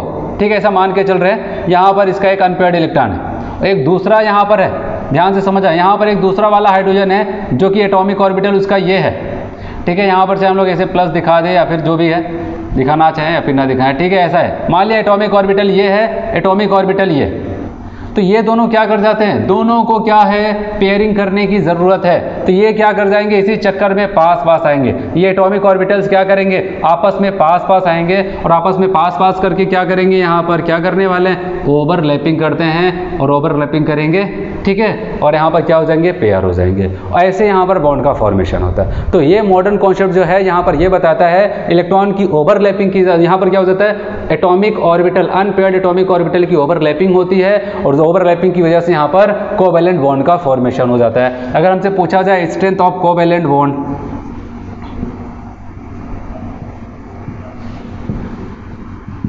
ठीक है, कोवैलेंट बॉन्ड की मजबूती कितनी ज़्यादा होगी, तो आपको बताइए जितना ज़्यादा एरिया इनका ओवरलैप करेगा, जितना मैक्सिमम से मैक्सिमम पार्ट वो ओवरलैप करेंगे, उतना ही वहाँ पर मजबूत क्या हो जाएगा, बॉन्ड बनेगा। तो यहाँ पर बताया गया एक्सटेंट ऑफ ओवरलैपिंग, ठीक है, जितना ज़्यादा वहाँ पर ओवरलैपिंग होगा, ठीक है, उतना ही अच्छा वहाँ पर क्या बनने वाला है, आप बताओगे, वहाँ पर उतना ही अच्छा कोवैलेंट बॉन्ड बनने वाला है। फिर यहाँ पर एक बात और चलता है, मैं यहाँ पर आपको जल्दी से समझा रहा हूँ। कहा जाता है कि कैसे क्या होता है, मैं आपको दिखाऊँ। जैसे कि यहाँ पर हम लोग मान लेते हैं यहाँ पर कोई भी है एटम हमारा, उसका ये न्यूक्लियस हो, और न्यूक्लियस से मान लेते हैं यहाँ पर किसी दूरी पे कोई इलेक्ट्रॉन क्या है, किसी एक शेल में ऐसे घूम रहा होगा। कैसे एक एटॉमिक ऑर्बिटल दूसरे एटॉमिक ऑर्बिटल के करीब आता है, मैं उसके बारे में आपको यहाँ पर समझाने की कोशिश कर रहा हूँ। मान लीजिए यहाँ पर कोई एक एटॉमिक ऑर्बिटल है, वहाँ पर क्या हो जाएगा, आपको दिख रहा है न्यूक्लियस है, न्यूक्लियस से कोई इलेक्ट्रॉन ऐसे बंधा हुआ है यहाँ पर, ठीक है, ऐसे। फिर यहाँ पर क्या हो जाता है, इन्हीं की तरह कोई दूसरा भी न्यूक्लियस है, उनके पास भी कोई एक एक्स्ट्रा इलेक्ट्रॉन है जो कि अनपेयर्ड है, ऐसे।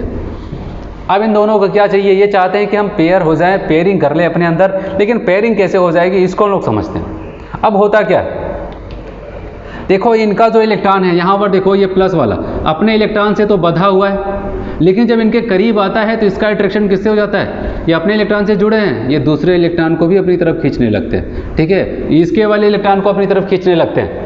क्या करते हैं, यहाँ पर पास जाते हैं तो इसके ऊपर चूंकि प्लस चार्ज है, इनके ऊपर क्या है, माइनस चार्ज है, इसको अपनी तरफ खींचेगा। इनको लगता है कि क्या कर रहे हैं ये, ठीक है, दूसरे वाले इलेक्ट्रॉन को खींच रहे हैं, लेकिन इनका भी इलेक्ट्रॉन क्या हो जाता है, दूसरे की तरफ चला जाता है, ठीक है, ऐसा कुछ हो जाता है। यहाँ पर समझ में आ रहा है, ये दूसरे वाले को खींच रहे थे, सोचे चलो ठीक है इनका वाले इलेक्ट्रॉन अपनी तरफ खींच लेता है, लेकिन इनको क्या पता नहीं चल रहा है कि इनका क्या हो जाता है, इनका भी इलेक्ट्रॉन कोई खींच रहा है, ठीक है, उसका न्यूक्लियस क्या करता है, इनको खींच लेता है। अब यहाँ पर क्या हो रहा है, आपको यहाँ पर बहुत सारी चीज़ें दिखने वाली हैं, आप ध्यान दो।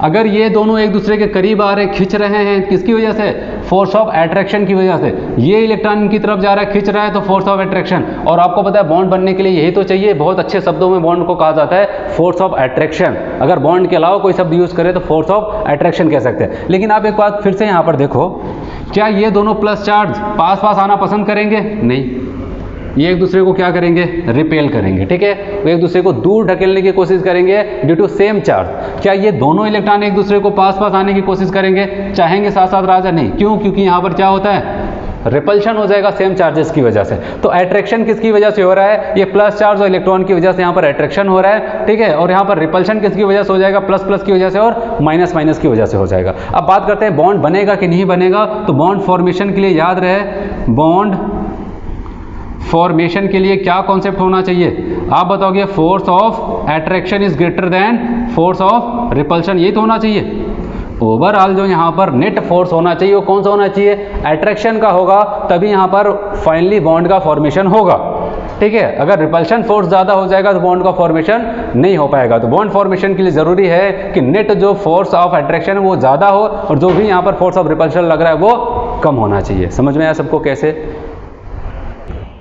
चलिए यहाँ पर हम लोग बात करने वाले हैं कि order of bond energy and bond strength, ठीक है। तो यहाँ पर कुछ एग्जांपल्स इसको समझते हैं। जैसे कार्बन कार्बन के बीच में सिंगल बॉन्ड है, नाइट्रोजन के बीच में सिंगल बॉन्ड है, ऑक्सीजन ऑक्सीजन के बीच में सिंगल बॉन्ड है, फ्लोरीन फ्लोरीन के बीच में सिंगल बॉन्ड है। तो यहाँ पर कौन सा बॉन्ड आपका ज़्यादा मजबूत होगा, यहाँ पर ध्यान देना। यहाँ पर हमको क्या फोकस करना है, बताइए कि सबके बीच में सिंगल सिंगल बॉन्ड है, लेकिन यहाँ पर अगर आप देखो कार्बन के पास कोई भी लोन पेयर मैंने नहीं दिखाया है, ठीक है। इसका मतलब इसके अलावा जो बॉन्ड होंगे किसी और से जुड़े होंगे, ठीक है। यहाँ पर हम लोग देख रहे हैं नाइट्रोजन की अगर बात करते हैं, नाइट्रोजन नाइट्रोजन के बीच में सिंगल बॉन्ड है और एक एक लोन पेयर है। तो आपको पता है लोन पेयर की वजह से क्या हो जाएगा, ये रिपल्शन होगा, ठीक है। यहाँ पर ऑक्सीजन के पास चलते हैं, यहाँ पर क्या हो जाएगा, यहाँ पर भी लोन पेयर के बीच में रिपल्शन होगा। ये पास पास नहीं, ये दूर दूर जाने की कोशिश करेंगे। और यहाँ पर अगर फ्लोरीन की बात करते हैं तो यहाँ पर भी क्या हो जाएगा, 3 लोन पेयर इलेक्ट्रॉन है एक फ्लोरीन के ऊपर, तो यहाँ पर सबसे ज़्यादा रिपल्शन होगा। तो कहा गया रिपल्शन होगा, ये पास पास आएंगे तो बॉन्ड मजबूत बनेगा, अगर दूर जाएंगे तो बॉन्ड कमजोर होगा। और इसीलिए बताया गया यहाँ पर कोई रिपल्शन नहीं लग रहा है, कोई भी लोन पेयर नहीं है, तो यहाँ पर रिपल्शन कम है। तो आप बताओगे यहाँ पर अच्छा मजबूत बॉन्ड होगा। यहाँ पर इलेक्ट्रॉन की प्रेजेंस की वजह से अब क्या हो जाएगा, ये पास तो है यहाँ पर ओवरलैपिंग की वजह से, लेकिन अब थोड़ा सा दूर हो जाएंगे। फिर यहाँ पर क्या हो जाएगा, आपको दिखाई दे रहा है यहाँ पर ज़्यादा लोन पेयर हैं तो और ज़्यादा रिपल्शन होगा, बॉन्ड थोड़ा सा वीक हो जाएगा। यहाँ पर बहुत ज़्यादा लोन पेयर हैं, यहाँ पर क्या हो जाएगा, रिपल्शन काफ़ी ज़्यादा होगा, बॉन्ड और वीक होगा। यही तो मैंने आपको समझाया। ठीक है, दोनों फोर्स लगते हैं, अट्रैक्शन का भी लगता है, रिपल्शन का भी लगता है, डिपेंड ये करता है कौन डोमिनेट कर रहा है और कितना है। ठीक है, यहाँ पर बात करते हैं अगले एग्जाम्पल में। देखना यहाँ पर ध्यान देना, यहाँ पर कार्बन कार्बन बीच में सिंगल बॉन्ड बनाया, फिर ऑक्सीजन के बीच में डबल बॉन्ड बताया, नाइट्रोजन ऑक्सीजन के बीच में ट्रिपल बॉन्ड बनाया। अब आपको बताना है यहाँ पर देखो, अगर बॉन्ड के नंबर डिफरेंट है तो याद रखना जहाँ पर बॉन्ड के नंबर ज़्यादा वहाँ पर आप बताओगे bond energy, bond strength, bond की मजबूती ज़्यादा। यहाँ पर 3 बॉन्ड है, ये ज़्यादा मजबूत, यहाँ पर 2 है, उसके बाद नंबर यहाँ पर 1 है। तो अब यहाँ पर आप लोन पेयर को काउंट करो या ना करो कोई मतलब नहीं होता, क्योंकि यहाँ पर बॉन्ड के नंबर डिफरेंट है। जब बॉन्ड के नंबर सेम थे तो लोन पेयर से वहाँ पर देखा गया बॉन्ड एनर्जी या फिर बॉन्ड स्ट्रेंथ। अगर हम लोग Cl2, Br2, F2, I2 की बात करते हैं, ठीक है, यहाँ पर बताया गया सबसे वीक कौन होता है। वैसे नियम के हिसाब से ये लगता है जिसकी साइज बड़ी होगी वो वीक होगा। I2 का सबसे कम होना चाहिए, उसके बाद क्या होना चाहिए, Br2 का उससे थोड़ा ज़्यादा, Cl2 का और ज़्यादा, सबसे ज़्यादा किसका होना चाहिए था यहाँ पर बॉन्ड स्ट्रेंथ F2 का। लेकिन F2 को यहाँ पर पहुँचाया गया, ध्यान देना क्यों, क्योंकि F2 की साइज अगर आप देखो सबसे ज़्यादा मजबूत Cl2 को बताया गया, वैसे F2 को होना चाहिए था। ठीक है, अगर हम लोग नॉर्मल कॉन्सेप्ट यूज़ करते हैं इसको उठा करके यहाँ पर रखना चाहिए था, F2 सबसे ज़्यादा, फिर Cl2, Br2, फिर I2 आना चाहिए था। लेकिन यहाँ पर बताया गया F2 को कम किया गया, और थोड़ा बहुत नहीं काफ़ी ज़्यादा कम किया गया। Cl2 के बाद नहीं, Br2 के बाद जाकर इसका नंबर आया। इसका रीज़न क्या हो जाता है, अब बताओ, सबके पास तो वही 3 अनपेयर्ड इलेक्ट्रॉन है, 3 लोन पेयर इलेक्ट्रॉन है। ऐसा क्यों, क्योंकि इसकी साइज़ छोटी है, और इस छोटी साइज़ में क्या हो जाता है, यहाँ पर अनपेयर्ड इलेक्ट्रॉन है तो बहुत ज़्यादा पास होंगे। छोटी साइज़ में अगर अनपेयर्ड इलेक्ट्रॉन है तो वहां पर रिपल्शन काफी ज्यादा हो जाएगा, और जब काफी ज्यादा रिपल्शन हो जाएगा ये एक दूसरे से दूर ही भागने की कोशिश करेंगे, इस बॉन्ड को आसानी से तोड़ा जा सकता है। तो ओवरऑल आपको याद रखना है, जब बॉन्ड स्ट्रेंथ की बात करते हैं, बॉन्ड यहाँ पर मजबूती की बात करते हैं, तो Cl2 का काफी ज्यादा मजबूत होता है, उसके बाद Br2 का, तब जाकर के F2 का आता है। ये इंपॉर्टेंट इसलिए बन जाता है क्योंकि नॉर्मल ऑर्डर को फॉलो नहीं करता है, F2 का आएगा और सबसे कम यहाँ पर I2 आ जाता है। ठीक है, अब यहाँ पर हम लोग बात करने वाले हैं, यहाँ पर ओवरलैपिंग तो मैंने बताया, अनपेयर्ड एटॉमिक ऑर्बिटल आपस में पास आते हैं, ओवरलैपिंग करके कोवेलेंट बॉन्ड का फॉर्मेशन करते हैं, यही तो कहता था वैलेंस बॉन्ड थ्योरी। अब आप बात करते हैं यहाँ पर ओवरलैपिंग हो रही, तो ओवरलैपिंग कैसे कैसे हो सकती है। तो यहाँ पर बताया गया ओवरलैपिंग की वजह से यहाँ पर जैसा भी ओवरलैपिंग होगा, लेकिन उसकी वजह से 2 टाइप्स के बॉन्ड बनने वाले हैं। एक होता है जिसको हम लोग क्या कहते हैं, सिग्मा बॉन्ड। ठीक है, ओवरलैपिंग की वजह से डिफरेंट टाइप की ओवरलैपिंग होगी, जिसकी वजह से सिग्मा बॉन्ड भी बनेगा और यहाँ पर पाई बॉन्ड भी बनेगा। अब सवाल आता है सिग्मा कैसा बनेगा, ठीक है, पाई कब बनेगा। तो याद रखना सिग्मा बॉन्ड के लिए बताया गया अगर बॉन्ड का फॉर्मेशन या फिर ओवरलैपिंग जो हो रही है, क्या ओवरलैपिंग एलोंग द एक्सिस हो रही है, एक्सिस के एलोंग हो रही है। ठीक है, कहाँ पर हो रही है, एक्सिस के एलोंग हो रही है, तो वहाँ पर क्या हो जाएगा, आप बताओगे हमेशा सिग्मा बॉन्ड बनेगा। अब सवाल आता है एक्सिस के एलोंग कौन कौन से बॉन्ड बन सकते हैं, तो यहाँ पर देखते हैं कौन कौन सी ओवरलैपिंग हो सकती है। पहली ओवरलैपिंग बताएगी SS ओवरलैपिंग, ये भी क्या हो जाता है, यहाँ पर एक्सिस के एलोंग हो रहा है। ठीक है, यहाँ पर ये जो है हमारी यहाँ पर मेन एक्सिस, इसी के एलोंग ही आ रही है, ये दोनों क्या करते हैं, ओवरलैपिंग करते हैं। तो कहा गया SS ओवरलैपिंग होगी एक्सिस के एलोंग, इसका मतलब यहाँ पर ओवरलैपिंग हुआ, और जो ओवरलैपिंग एरिया होता है यहीं पर क्या हो जाएगा, इलेक्ट्रॉन पाया जाएगा इन्हीं के बीच में। इसलिए बताया गया मैक्सिमम इलेक्ट्रॉन डेंसिटी कहाँ पर होगी, जो ओवरलैपिंग एरिया होगा उसी में इलेक्ट्रॉन डेंसिटी ज़्यादा पाई जाएगी। चलिए यहाँ पर बात करते हैं ओवरलैपिंग हो गई, अब कौन सा बॉन्ड बना होगा, आप बताओगे एलोंग द एक्सिस बॉन्ड बना है,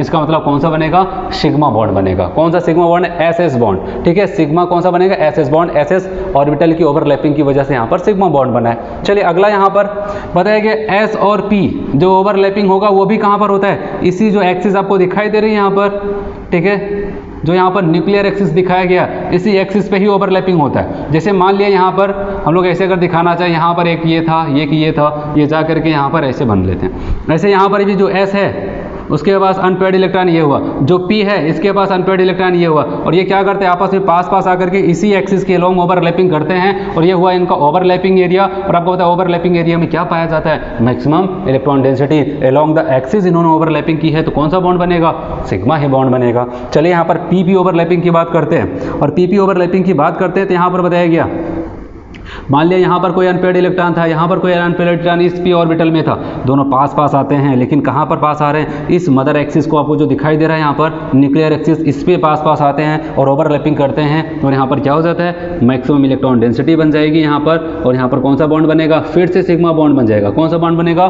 फिर से सिग्मा बॉन्ड बनेगा, लेकिन किसकी ओवरलैपिंग की वजह से, अब बताओगे p ओवरलैपिंग की वजह से वहाँ पर सिग्मा बॉन्ड का फॉर्मेशन हो जाता है। अब बात करते हैं, ये तो सिग्मा बॉन्ड के तरीके हो गए, पाई बॉन्ड कैसे बनता होगा तो मैं आपको यहाँ पर दिखा रहा हूँ, ठीक है, पाई बॉन्ड कैसे बनता है।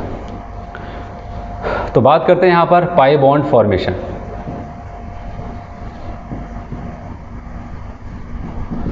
पाई बॉन्ड फॉर्मेशन की बात करते हैं, और यहाँ पर याद रहे पाई बॉन्ड फॉर्मेशन की बात करते हैं, यहाँ पर बताया कि इस बार अलोंग द एक्सिस नहीं, यहाँ पर मैंने बताया एक्सिस के अलोंग ओवरलैपिंग होता था, लेकिन यहाँ पर क्या होने वाला है, कुछ नया होने वाला है। ये बताया गया एक्सिस के परपेंडिकुलर ओवरलैपिंग, यहाँ पर नहीं, यहाँ पर एक्सिस के परपेंडिकुलर एक्सिस पे होगा क्या, ओवरलैपिंग होगा। तो यहाँ पर कैसे होता है मैं आपको बताऊँ, एक चीज़ याद रहे, और ये कैसे बनने वाला है, p ऑर्बिटल की ओवरलैपिंग से। मान लिया एक p ऑर्बिटल ये है और एक दूसरा p ऑर्बिटल ये आता है यहाँ पर, ठीक है, ये क्या करते हैं, आपस में आते हैं, ये हुआ इसकी मेन एक्सिस, न्यूक्लियर एक्सिस ये है, इस एक्सिस पे ओवरलैपिंग नहीं कर रहे हैं, ये आते हैं यहाँ पर,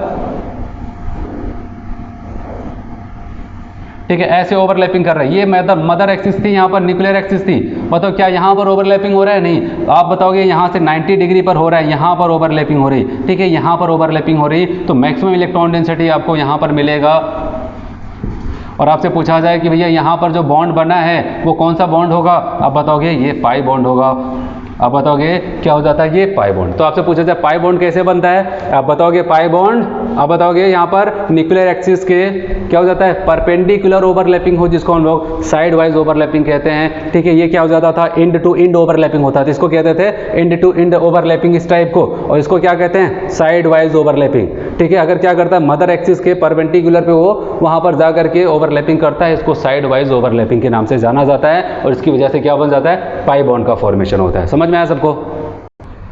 चलिए अगर हम लोग बात करते हैं यहाँ से, इन तीनों प्रोसेस के दौरान सिग्मा बॉन्ड बनता है, और इस दौरान यहाँ पर क्या हो जाता है, पाई बॉन्ड बनता है। अगर आपसे कह दिया जाए सिग्मा और पाई बॉन्ड में कौन मजबूत बॉन्ड होता है, तो आप बताओगे ये जो ओवरलैपिंग आपको दिखाई दे रही है, इंड टू इंड ओवरलैपिंग जो आपको दिखाई दे रही है, ये बहुत मजबूत ओवरलैपिंग कहते हैं। यहाँ पर एक्सटेंट ऑफ ओवरलैपिंग काफ़ी ज़्यादा होता है, बहुत ही अच्छा है इनका क्या हो जाता है, आप बताओगे एरिया आपस में मिलता है, वहाँ पर बहुत अच्छी ओवरलैपिंग होगी, और जितनी अच्छी ओवरलैपिंग होगी उतना ही मजबूत बॉन्ड बनेगा। लेकिन साइड वाइज ओवरलैपिंग करना है, यहाँ पर क्या हो जाएगा, उतनी अच्छी ओवरलैपिंग नहीं हो पाती है, जिसकी वजह से यहाँ पर पाई बॉन्ड क्या हो जाता है, वीक होता है in comparison to sigma bond. कौन मजबूत होता है, सिग्मा बॉन्ड मजबूत होता है, और पाई बॉन्ड क्या हो जाता है, उसकी तुलना में वीक बॉन्ड होता है।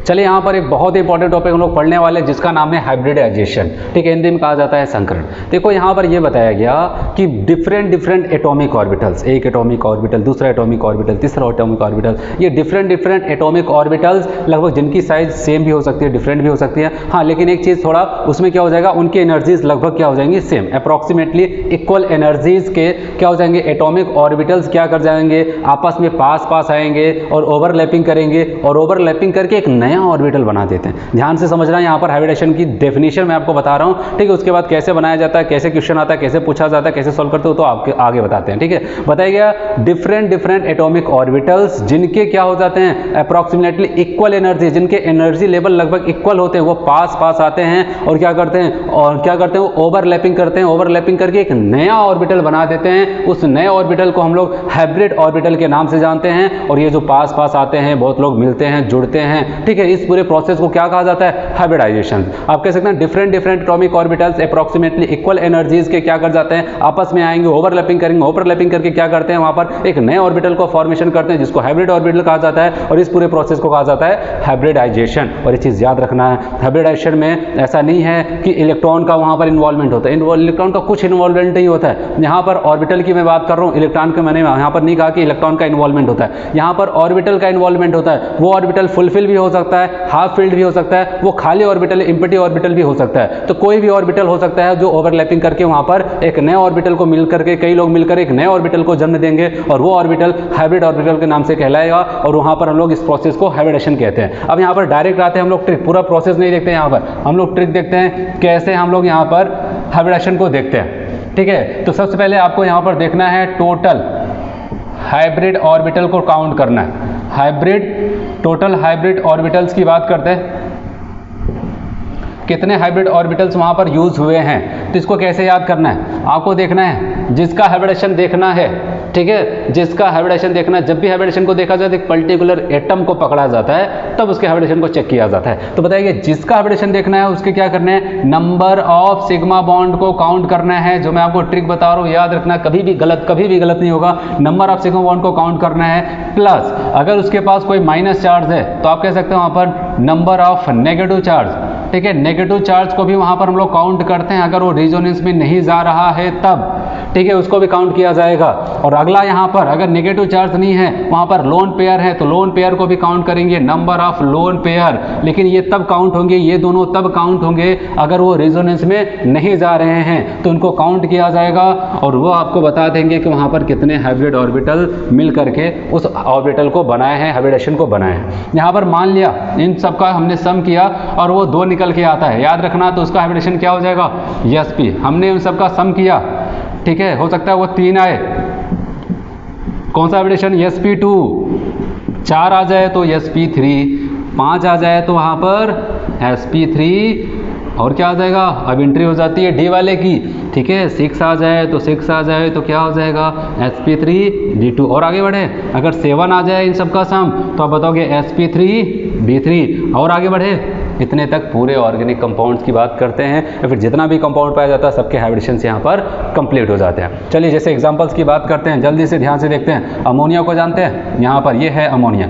ठीक है, NH3। चलिए नाइट्रोजन का हाइब्रिडेशन निकाल के बताओ, आप बताओगे, ठीक है, अभी बताते हैं। यहाँ पर नाइट्रोजन का स्ट्रक्चर बनाया, यहाँ पर बताओ क्या हो जाएगा इसका हाइब्रिडेशन। तो बताओ सबसे पहले हाइब्रिड ऑर्बिटल को काउंट करो, कितने सिग्मा हैं, 1 2 3 सिग्मा। क्या कोई माइनस चार्ज है, नहीं है। क्या कोई लोन पेयर, हाँ 1 लोन पेयर है, तो टोटल कितना आया 4। और 4 के लिए कौन सा हाइब्रिडेशन होना चाहिए, अब बताओगे sp3। ये 4 क्या बताता है, कहता है कि मेरा जो यहाँ पर हाइब्रिडेशन हुआ है 4 लोगों के मिलने से हुआ है। कौन कौन है, पहला बताता है यस तो जरूर होता है, उसके बाद और 3 कौन है बताया गया, 3 p हैं, तो यहाँ पर क्या हो जाएगा, sp3 हो जाता है। चलिए वाटर की बात करते हैं, वाटर क्या यही है H2O, अब बताओगे हाँ यही तो है H2O।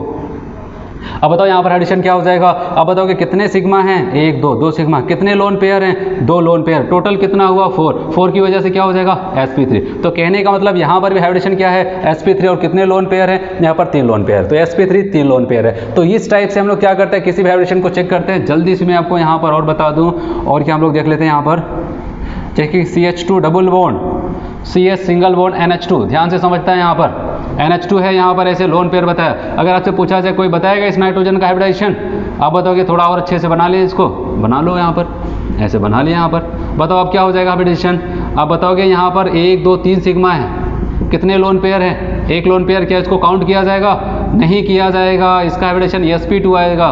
कैसे आ जाता है, यहाँ पर ध्यान से समझना कैसे आ जाता है, क्योंकि यहाँ पर क्या हो जाएगा, इसके रिस्पेक्ट अल्फा कार्बन पे लोन पेयर, ये कहाँ पर चला जाएगा, रेजोनेंस में चला जाएगा, कंजुगेशन। और मैंने आपको यही बताया, अगर माइनस चार्ज या फिर लोन पेयर कंजुगेशन में जाएगा उसको काउंट नहीं करते। यहाँ पर क्या हो जाएगा, केवल sp3 होगा। यस, यहाँ पर 3 है, 3 का मतलब क्या हो जाएगा, sp2 हो जाता है। चलिए यहाँ पर देखते हैं, CH3 CH2 NH2, ठीक है, ये होता है। अब यहाँ पर अगर पूछा जाए तो आप बताओगे 1 2 3 सिग्मा है, कितने लोन पेयर हैं, 1 लोन पेयर। क्यों काउंट किया गया इस बार, क्योंकि आपको दिख रहा है कहीं पर रेजोनेंस की पॉसिबिलिटीज है, नहीं। अल्फा पोजीशन ये हुआ, क्या यहाँ पर पाई बॉन्ड दिखा, नहीं, तो इसका मतलब यहाँ पर 4 और 4 का मतलब क्या हो जाएगा, sp3 हो जाता है। समझ में आया सबको हाइब्रिडेशन के बारे में। यहाँ पर कोई भी क्वेश्चन पूछा जाए ये ट्रिक यूज करो, कभी गलत नहीं होने वाला है, ठीक है। चलिए यहाँ पर जो अगला बहुत ही इंपॉर्टेंट टॉपिक हम लोग पढ़ने वाले हैं, valence shell electron pair repulsion theory, ठीक है। Valence shell electron pair repulsion theory, जिसको हम लोग यहाँ पर वेस्पर थ्योरी के नाम से जानते हैं, ये क्या है, कैसे इसकी ज़रूरत पड़ी, क्यों ज़रूरत पड़ता है, कैसे इसको पढ़ा जाता है। उससे पहले हम लोग यहाँ पर एक बात को सीखते हैं। कहा गया अगर यहाँ पर हाइब्रिडेशन आपको पता चल गया, जो कि मैंने आपको बताया कैसे निकाला जाता है, ठीक है। अगर यहाँ पर हाइब्रिडेशन यहाँ पर आपको कौन कौन से मिल सकते हैं, sp sp2 sp3 sp3d sp3d2 sp3d3 हो सकता है, ठीक है। अगर मान के चल रहे, अभी हम लोग ये मान के चल रहे कोई भी लोन पेयर नहीं, जो हाइब्रिडेशन जिस एटम के ऊपर ये प्रेजेंट है उसके पास कोई भी लोन पेयर नहीं है, तो वहां पर किस टाइप की उसकी ज्योमेट्री बन सकती है, उसकी ज्योमेट्री किस टाइप की बन सकती है, हम लोग उसके बारे में यहाँ पर देखने वाले हैं। बताया कि अगर कोई sp हाइब्रिडेशन के साथ है, कोई लोन पेयर नहीं है, इसका मतलब वहां पर बॉन्ड एंगल कितना है, 180 का बॉन्ड एंगल यूज किया गया, और वहां पर कौन सी ज्योमेट्री हो जाएगी, लीनियर ज्योमेट्री, रेखीय ज्योमेट्री वहां पर हो जाएगी। फिर बताया अगर sp2 हाइब्रिडेशन है तो 120 का एंगल बनेगा, और वहां पर ज्योमेट्री ट्राइगोनल हो जाएगा। अगर ये sp3 है, कोई लोन पेयर नहीं है, तो 109 डिग्री 28 मिनट का यहाँ पर टेट्राहेड्रल बन जाएगा। तो बात करते हैं sp3d है, sp3d है तो वहाँ पर 120 भी बनने वाला है और 90 एंगल भी बनने वाला है और वहाँ पर क्या हो जाएगा, ट्राइगोनल बाइपिरामिडल शेप बनता है। फिर बात करते हैं sp3d2 है, कोई लोन पेयर नहीं, वहाँ पर 90 डिग्री मिलेगा जितना भी मिलने वाला है और वो क्या बनाएगा, ऑक्टाहेड्रल बनाएगा। अगर बात करते हैं sp3d3 है, कोई लोन पेयर नहीं है तो यहाँ पर 90 डिग्री बनेगा और यहाँ पर 72 डिग्री भी आपको वहाँ पर एंगल मिलने वाला है, पेंटागोनल बाइपिरामिडल होता है। ये सब तब है जब वहाँ पर क्या हो जाता है, कोई लोन पेयर नहीं। जैसे कि अगर आपसे कह दिया जाए sp3 है, अब समझना यहाँ पर क्यों जरूरत पड़ी वैलेंस बॉन्ड थ्योरी की। अब यहाँ पर जैसे कि मैं आपको बताऊं, यहाँ पर क्या हो जाता है कि अगर हम लोग देखते हैं यहाँ पर sp3 वाले का एग्जांपल उठा के चलते हैं। जैसे कि मैंने यहाँ पर CH4 लिया और यहाँ पर हम लोग लेते हैं NH3 ले लेते हैं और यहाँ पर हम लोग H2O ले लेते हैं, ठीक है, ऐसा ले लेते हैं। अगर यहाँ पर अगर आपसे पूछा जाए कार्बन का हाइब्रिडेशन क्या हो जाएगा, जल्दी से सीखते हैं। यहाँ पर आप बताओगे कार्बन का हाइब्रिडेशन sp3। चले यहाँ पर नाइट्रोजन की बात करते हैं, ठीक है। यहाँ पर क्या हो जाएगा, NH3। बताओ जल्दी से हाइब्रिडेशन क्या हो जाएगा, 1 2 3 एंड 1 लोन पेयर क्या हो जाएगा, sp3। 4 हुआ ना। यहाँ पर वाटर की बात करते हैं, ऑक्सीजन के हाइब्रिडेशन की बात करते हैं, ठीक है। यहाँ पर ऐसे हम लोग इसकी बात करते हैं तो आप बताओगे यहाँ पर क्या हो जाएगा, यहाँ पर 1 2 3 4 sp3। तो कहने का मतलब सब जगह क्या है, यहाँ पर sp3 sp3 sp3 हो जाता है, ठीक है, ऐसा कुछ हो जाता है। लेकिन अगर यहाँ पर हम लोग देखें, ये sp3 बिना किसी लोन पेयर के है, ये sp3 क्या हो जाता है, यहाँ पर क्या हो जाता है, आप बताओगे एक लोन पेयर है, ये sp3 दो लोन पेयर है।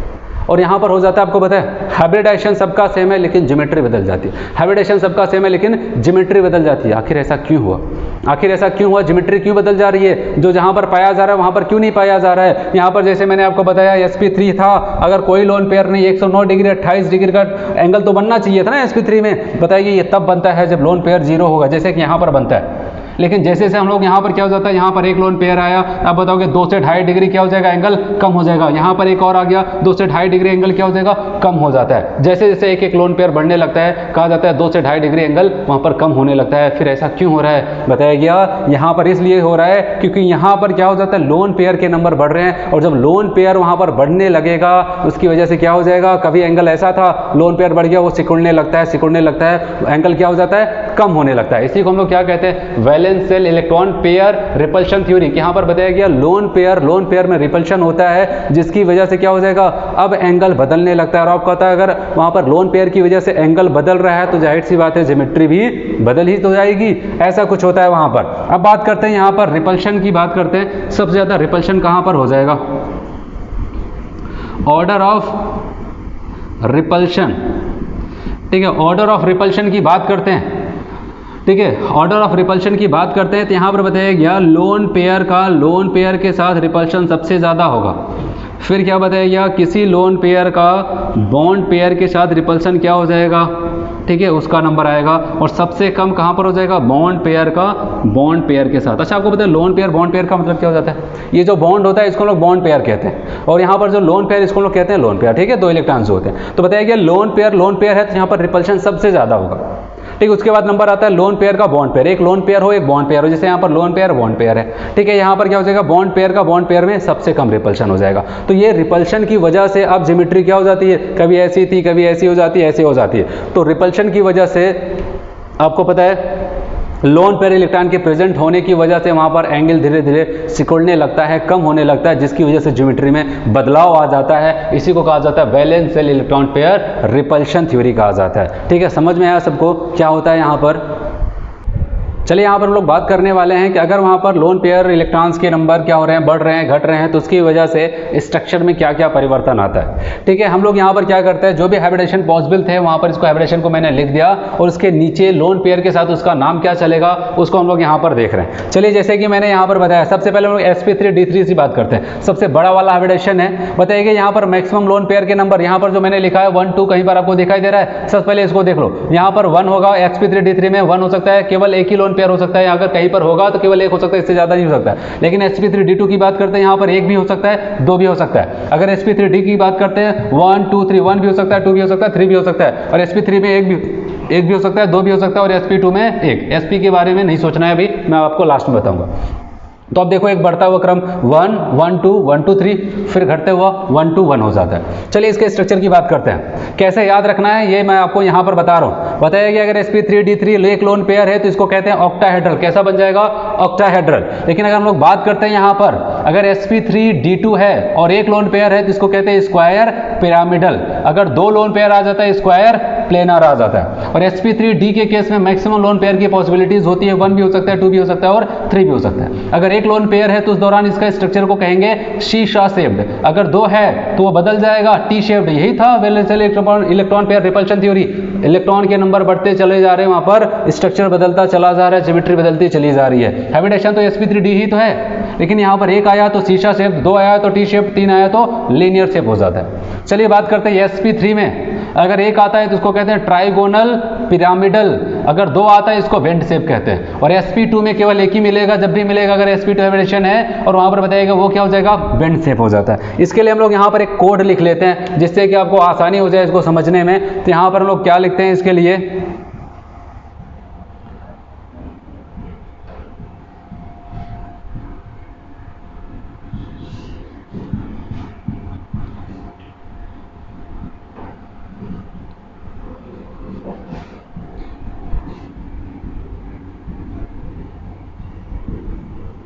ठीक है, कोड है, इसको देख लेते हैं क्योंकि ये बहुत ज़्यादा इंपॉर्टेंट है, इस पे क्वेश्चन जरूर पूछा जाता है। तो यहाँ पर है उनकी प्यारी पारुल सी लाई पर बजी बजाई। ठीक है, कोड है। तो आपको इस कोड को अप्लाई करने के लिए क्या करना है? यहाँ से हैबिटेशन को याद रखना है। sp3 sp3d3 sp3d3 sp3d2 sp3d, उसके बाद क्या है? sp3 sp, ऐसा जानना है आपको वहाँ पर sp2 तक। फिर बात करते हैं यहाँ पर लोन पेयर जो मैंने आपको बताया 1 1 2 1 2 3 1 2 1, ऐसे याद रखना है। ठीक है, तो यहाँ पर क्या हो जाएगा? जैसे इसके ऊपर कोड पड़ रहा है क्या? उनकी, और उनका मतलब क्या हो जाएगा वहाँ पर? उनकी का मतलब ऑक्टाहेड्रल, उनकी ऑक्टाहेड्रल। ठीक है, और यहाँ पर प्यारी, प्यारी का मतलब कैसा?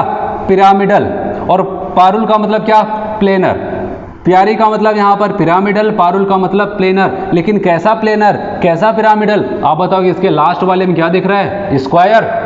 ठीक है, इससे हम लोग क्या कह सकते हैं? स्क्वायर के साथ जहां जहां पर आपको p शब्द मिलेगा वहां पर इसका लास्ट का हैबिटेशन की पावर देखनी है आपको। हम लोग एक कोड देख रहे हैं, ठीक है, यहाँ पर कहीं पर लिखा नहीं मिलेगा आपको। तो बताया गया यहाँ पर प्यारी और पारुल, ये पा से स्टार्ट हो रहा है, तो यहाँ पर ये पिरामिडल को बता रही है, प्लेनर को बता रहा है। लेकिन कैसा पिरामिडल, कैसा प्लेनर? तो आपने देखा यहाँ पर 2 है, तो आपने बताया 2 के लिए क्या किया जाता है? स्क्वायर। स्क्वायर के साथ पिरामिडल, ये स्क्वायर के साथ प्लेनर। तो कहने का मतलब उनकी प्यारी क्या है? स्क्वायर पिरामिडल, पारुल क्या है? स्क्वायर प्लेनर है। ठीक है, इनका कोड हुआ। फिर यहाँ पर चलते हैं सी लाई। तो आपको पता चल गया होगा कि यहाँ पर उनकी, तो ये पहले वाले हैबिटेशन, प्यारी पारुल तो दूसरे वाले की बात कर रहे हैं, यहाँ पर तीसरे वाले हैबिटेशन पे आ चुके हैं। ठीक है, सी लाई, यहाँ पर 3 कोड है। सी का मतलब क्या हो जाएगा? एक लोन पेयर है तो शीशा शेप्ड हो जाएगा। ठीक है, अगर ये क्या हो जाता है? 2 लोन पेयर आ जाता है, टी का मतलब टी शेप्ड, लाई का मतलब लीनियर शेप हो जाता है। सी लाई, sp3d के ऊपर कोड पड़ रहा है सी लाई। सी बता रहे शीशा शेप, टी बता रहे टी शेप्ड, लाई बता रहे लीनियर को। 1 2 3 हैबिटेशन लोन पेयर के लिए यहाँ पर कम सा बता रहा है। फिर बात करते हैं यहाँ पर फिर से देखो पा टर्म आया है, और पा के लिए आपको याद करना पड़ेगा। बताया कि ये क्या हो जाएगा? पिरामिडल। लेकिन किसका पिरामिडल? आप बताओगे 3 लिखा है, 3 के लिए क्या यूज करेंगे? 3 का मतलब ट्राइगोनल। कैसा पिरामिडल? आप कहोगे ट्राइगोनल पिरामिडल। अगर sp3 है, एक लोन पेयर है तो ट्राइगोनल पिरामिडल। चलिए अगर 2 लोन पेयर है तो ये बेंड से। बजी का मतलब क्या हो जाएगा? बेंड से। तो sp3 पे 2 कोड कर रहा है, पर और बजी। पर का मतलब पिरामिडल। कैसा पिरामिडल? आप बताओगे ट्राइगोनल वाला पिरामिडल। फिर बजी का मतलब क्या यहाँ पर बताओगे? Bend shape. बजाई का मतलब यहाँ पर भी वही क्या करेगा? बेंड शेप को इंडिकेट करेगा। समझ में आया सबको? चलिए यहाँ पर एक चीज और देखते हैं। अभी मैंने आपको बताया था अगर लोन पेयर के नंबर इन सबके 0 हैं तो इसको भी याद कर लो। लोन पेयर के नंबर 0 हैं तो इसको कैसे याद करते हैं? यहाँ पर समझो आप, यहाँ पर कितने हाइब्रिडेशन टर्म्स हैं? 3 3 6 एक साथ 7 है ना? कितने हाइब्रिड ऑर्बिटल यहाँ पर यूज हुए हैं? आप बताओगे 7। तो 7 को आपको क्या करना? बिना लोन पेयर के साथ मैं आपको याद करा रहा हूँ। 7 को हम लोग 2 पार्ट में बांटते हैं। कैसे? 5 और 2। कैसे करते हैं? 5 और 2। 5 का मतलब क्या? ये पेंटागोनल। 5 का मतलब क्या? पेंटागोनल। 2 का मतलब बाइपिरामिडल। तो यहाँ पर विदाउट लोन पेयर के साथ क्या बन जाएगा इसका नाम? आप बताओगे पेंटागोनल। और कैसा? Bi pyramidal. तो पेंटागोनल बाई पिरामिडल से इसको हम लोग यहाँ पर याद रखते हैं। समझ में आया क्या किया? 7 था, 2 पार्ट में बांटा, 5 और 2। चलिए यहाँ पर अभी इसको रोकते हैं, यहाँ पर बात करते हैं यहाँ पर कितने हाइब्रिड ऑर्बिटल यूज हुएंगे, 3 1 4 1 5 5 5 को क्या करते हैं हम लोग, 5 को 2 पार्ट में बांटते हैं, 3 और 2, कैसे 3 और 2, 3 का मतलब ट्राइगोनल, 2 का मतलब बाइपिरामिडल, ट्राइगोनल बाइपिरामिडल। तो अगर लोन पेयर नहीं है तो इसका हो जाएगा ट्राइगोनल बाई पिरामिडल, ठीक है, ट्राइगोनल बाई पिरामिडल हो जाता है। यहाँ पर 5 था, अब बात करते हैं यहाँ पर 4 है, 4 है तो इसको बांटते नहीं है, 4 ही रखते हैं, 4 का मतलब टेट्राहेड्रल, क्या हो जाएगा, 4 का मतलब टेट्राहेड्रल, 3 1 4 उतना है, यहाँ पर आ जाएगा टेट्राहेड्रल, टेट्राहेड्रल हो जाता है। अच्छा बताइए sp3 का मतलब क्या हो जाएगा, 3, कितने ऑर्बिटल यूज हुए हैं, 2 1 3, 3 का मतलब ट्राइगोनल, क्या हो जाता है यहाँ पर ट्राइगोनल, और कैसा ट्राइगोनल, ठीक है, अब यहाँ पर ट्राइगोनल प्लेनर, ठीक है, कैसा ट्राइगोनल प्लेनर के साथ। तो समझ में आया सबको, यहाँ पर लोन पेयर के साथ वाला स्ट्रक्चर भी मायने रखता है, बिना लोन पेयर वाला साथ वाला स्ट्रक्चर याद करना है। और यहाँ पर इनके लिए यहाँ पर कितने ऑर्बिटल, 3 2 5 1 6, 6 के लिए याद रखना। वैसे भी हम लोग ऑक्टा टर्म यूज करते हैं, ऑक्टाहेड्रल, जैसे सॉलिड स्टेट की बात करते हैं, 6 स्पेयर मिल करके अगर कोई वॉइड बनाते थे तो इसको हम लोग क्या कहते थे, ऑक्टाहेड्रल वॉइड कहते थे। वैसे यहाँ पर ये हुआ। और याद रखना, अगर हम बात करते हैं बेंड शेप की, इसको हम लोग क्या कहते हैं, इसको वी शेप भी कहा जाता है। क्या कहते हैं बच्चों, यहाँ पर वी शेप भी कहते हैं, और क्या कहते हैं इसको, एंगुलर शेप भी कहते हैं, एंगुलर शेप के नाम से भी जाना जाता है। अगर हम लोग बात करते हैं यहाँ पर एसपी, जिसके बारे में नहीं बताया, ये ऑलवेज क्या हो जाएगा, लीनियर। अच्छा बताओ, पूरे हैबिटेशन में कहीं पर और लीनियर बन रहा था, हाँ, अगर sp3d है और 3 लोन पेयर है तो वहां पर भी लीनियर शेप बनता था sp की तरह। समझ में आया सबको यहाँ पर, ठीक है, ये बहुत ज़्यादा इंपॉर्टेंट है, क्या बहुत ज़्यादा इंपॉर्टेंट है, जो आपको ध्यान रखना है। चलिए यहाँ पर बहुत ही इंपॉर्टेंट टॉपिक हम लोग यहाँ पर देखने वाले हैं, जिसका नाम है मॉलिक्यूलर ऑर्बिटल थ्योरी, जिसको हम लोग यहाँ पर MOT के नाम से जानते हैं। तो यहाँ पर ये क्या करता है, जो अभी हम लोग कोवेलेंट बॉन्ड पढ़ रहे थे, ठीक है, तो एक बार आया वैलेंस बॉन्ड थ्योरी, एक बार तो वहाँ पर लिविस का कॉन्सेप्ट आया, इलेक्ट्रॉन की शेयरिंग की वजह से बॉन्ड बन रहा है। वैलेंस बॉन्ड थ्योरी ने कहा कि नहीं, ओवरलैपिंग हो रही है, वहाँ पर बॉन्ड बन रहा है। अब यहाँ पर क्या बताया जा रहा है, यहाँ पर ये मॉलिक्यूलर ऑर्बिटल थ्योरी क्या कहता है, हम लोग इसके बारे में सीखते हैं।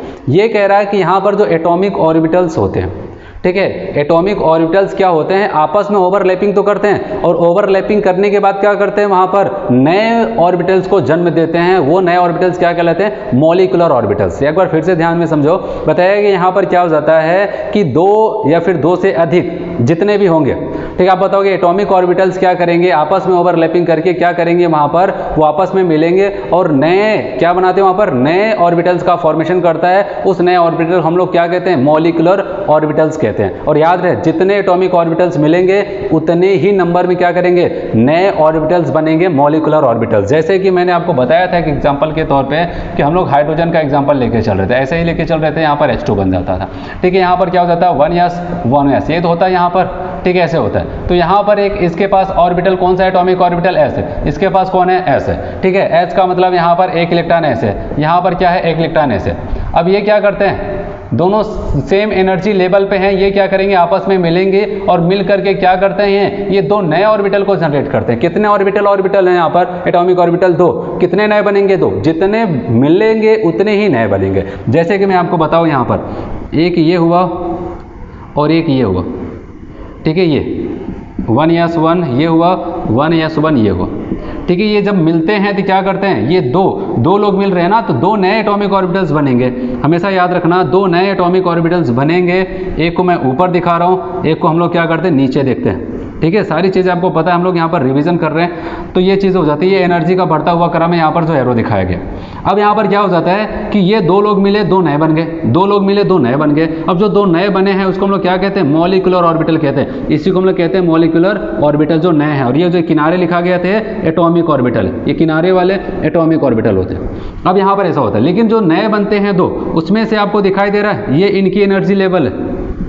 जब ये क्या करते हैं, मिलते हैं, तो इसमें से एक क्या हो जाता है, जिसकी एनर्जी लेवल कम होती है और एक की एनर्जी लेवल ज़्यादा होती है। या फिर कह सकते हैं जितने लोग मिलते हैं उतने ही नए बनते हैं, उसमें से आधे की एनर्जी कम होगी, आधे की एनर्जी ज़्यादा होगी। जिसकी एनर्जी कम होगी उसको कहते हैं क्या, बॉन्डिंग मॉलिक्यूलर ऑर्बिटल, ठीक, क्या कहते हैं, बॉन्डिंग मॉलिक्यूलर ऑर्बिटल, और जिसकी एनर्जी ज़्यादा होती है उसको कहते हैं एंटी बॉन्डिंग मॉलिक्यूलर ऑर्बिटल। और याद रहे इसको एंटी क्यों कहा गया, इसको बॉन्डिंग क्यों कहा गया, इसके लिए कहा जाता है जिसकी एनर्जी कम होगी इलेक्ट्रॉन वहाँ पर फिल होगा, और ये बॉन्ड फॉर्मेशन में ये योगदान करते हैं। ये जो बॉन्डिंग वाले मॉलिक्यूलर ऑर्बिटल है ये चाहते हैं कि बॉन्ड बन जाए, और जो एंटी बॉन्डिंग वाले हैं ये नहीं चाहते कभी बॉन्ड बनना, ठीक है, ऐसा कुछ हो जाता है। फिर इलेक्ट्रॉन की फिलिंग हम लोग कैसे करते हैं बताइए क्या, आप बताओगे यहाँ से एक इलेक्ट्रॉन आएगा, इसमें पहले बॉन्डिंग वाले को भरा जाता है, क्यों, जिसकी एनर्जी कम होती है उसको पहले फिल किया जाता है, फिर एक इलेक्ट्रॉन यहाँ से आएगा, ठीक है, इसको पहले फिल कर दिया गया। अगर इसके पास इलेक्ट्रॉन की संख्या और होती तो ये क्या करता है, अब यहाँ पर अगर एक्स्ट्रा इलेक्ट्रॉन है तो पहले तो यहाँ पर जिसकी एनर्जी कम है उसको पहला भरा जाएगा, मतलब बॉन्डिंग मॉलिक्यूलर ऑर्बिटल को पहले फिल किया जाएगा, उसके बाद किसको फिल किया जाएगा, एंटी बॉन्डिंग को फिल किया जाएगा। यहाँ पर जो भी इलेक्ट्रॉन होगा वो पहले एक एक करके ये अपना एक इलेक्ट्रॉन इसको देगा, फिर ये देगा, अगर एक्स्ट्रा इलेक्ट्रॉन होते तब जा करके ऊपर वाले में वहाँ पर फिल होता है। ये सारी चीज़ें हैं, ये कहानी आपको पता होगा, हम लोग रिवीजन कर रहे हैं, तो मैं डायरेक्ट आता हूँ यहाँ पर, ठीक है, एंटी बॉन्डिंग्स कैसे बनने वाले हैं। तो सबसे पहले मैं आपको बताऊं यहाँ पर मॉलिक्यूलर डायग्राम बनता है, ऐसे एटॉमिक ऑर्बिटल्स क्या करते हैं, सेम एनर्जी लेवल वाले आपस में मिलते हैं और नए क्या करते हैं, उतनी ही संख्या में नए मॉलिक्यूलर ऑर्बिटल का फॉर्मेशन करते हैं, उसमें से आधे की एनर्जी कम होती है, बॉन्डिंग होते हैं, आधे की एनर्जी जाता है, जिसको कहा जाता है वहाँ पर एंटी बॉन्डिंग मॉलिक्यूलर ऑर्बिटल होता है। और एंटी बॉन्डिंग वाले को हम लोग क्या कहते हैं, वहाँ पर सिग्मा से दिखाते हैं। जैसे यहाँ पर ये क्या हुआ, इसको कहा जाएगा 1s की मिलने की वजह से हुआ था, इसको कहा जाएगा 1 सिग्मा 1s, इसको कहा जाएगा कैसे, इसको लिखा जाएगा सिग्मा 1s। लेकिन ये क्या होता है, एंटी बॉन्डिंग वाला है, तो यहाँ पर एंटी बॉन्डिंग के लिए हम लोग यहाँ पर स्टार बना देते हैं, सिग्मा एंटी बॉन्डिंग 1s ऐसे लिखा जाता है। ऐसे अगर 2p वाले मिले होते तो वहाँ पर क्या हो जाता है, आप बताओगे 2p में वहाँ पर हो जाता है क्या, एक बॉन्डिंग वाला भी होता है, एक एंटी बॉन्डिंग वाला होता है। जितने लोग बनेंगे उतने बॉन्डिंग एंटी बॉन्डिंग बनते हैं, उसमें हम लोग को ज़्यादा डिटेल में नहीं जाना है, हम लोग के पास बहुत ही कम टाइम पे इसको रिवाइज कर रहे हैं। तो बात करते हैं यहाँ पर मॉलिक्यूलर ऑर्बिटल डायग्राम में भी आप दो टाइप्स के हो सकते हैं, ठीक है। पहला यहाँ पर बताया गया, अगर आप कोई मॉलिक्यूल्स देख रहे हैं वहाँ पर जहाँ पर इलेक्ट्रॉन के टोटल नंबर क्या है, या तो 14 के बराबर है या फिर 14 से कम है, 14 के इक्वल है या फिर लेस देन 14 है, तो उस कंडीशन में जैसे कि B2 हुआ, C2 हुआ, N2 हुआ, ठीक है, वहाँ पर मॉलिक्यूलर ऑर्बिटल जो नए बन रहे हैं उनकी एनर्जी का ऑर्डर कैसे होगा बताइए, सिग्मा 1s सबसे कम, इससे ज़्यादा सिग्मा एंटी बॉन्डिंग NS, इसके बाद सिग्मा 2s, फिर सिग्मा एंटी बॉन्डिंग 2s, इसके बाद यहाँ पर पाई 2px पाई 2pi y, इन दोनों की एनर्जी सेम होती है, याद रखना, पाई 2px पाई 2py जो होता है इनकी एनर्जी सेम होती है, यहाँ पर इन दोनों को एक साथ लिखा गया इक्वल एनर्जी के साथ। फिर इसके बाद एनर्जी किसकी आ जाती है, पाई 2pz, यहाँ पर देखो सिग्मा 2pz, सॉरी यहाँ पर सिग्मा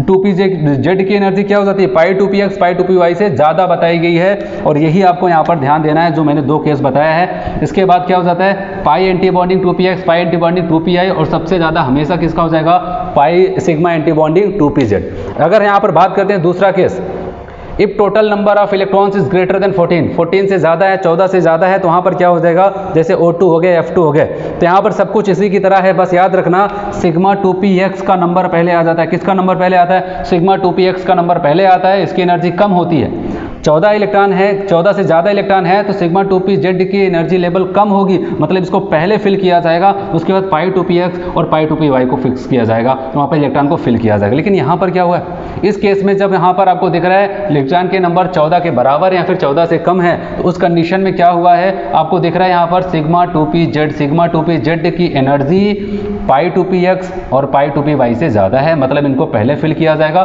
फिर इनको फिल किया जाएगा। इतना समझ में आया सबको, ठीक है।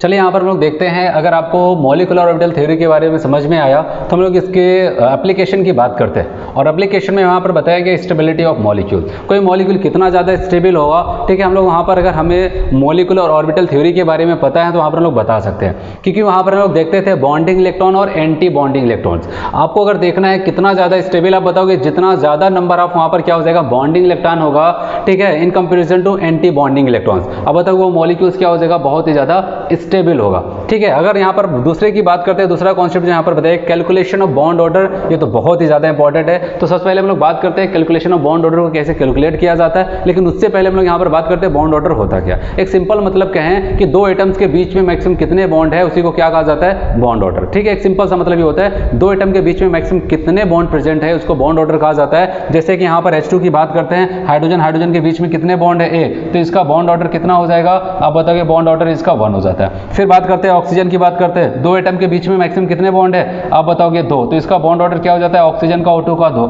नाइट्रोजन का क्या हो जाएगा, आपको दिख रहा है 3 बॉन्ड है, तो इसका बॉन्ड ऑर्डर क्या हो जाएगा 3। अगर यहाँ पर कार्बन डाइऑक्साइड की बात करते हैं तो 2 एटम, मतलब इन दोनों की बात कर रहे हैं, केवल 2 एटम की तुलना कर रहे हैं, तो एक कार्बन एक ऑक्सीजन के बीच में कितना बॉन्ड है, 2, तो इसका बॉन्ड ऑर्डर क्या हो जाएगा, आप बताओगे 2 हो जाता है। ठीक है, और दूसरी बात यहाँ पर बॉन्ड ऑर्डर को कैलकुलेट करने का तरीका होता है बॉन्ड ऑर्डर बराबर, आपको याद रखना है, आप बताओगे बॉन्डिंग इलेक्ट्रॉन।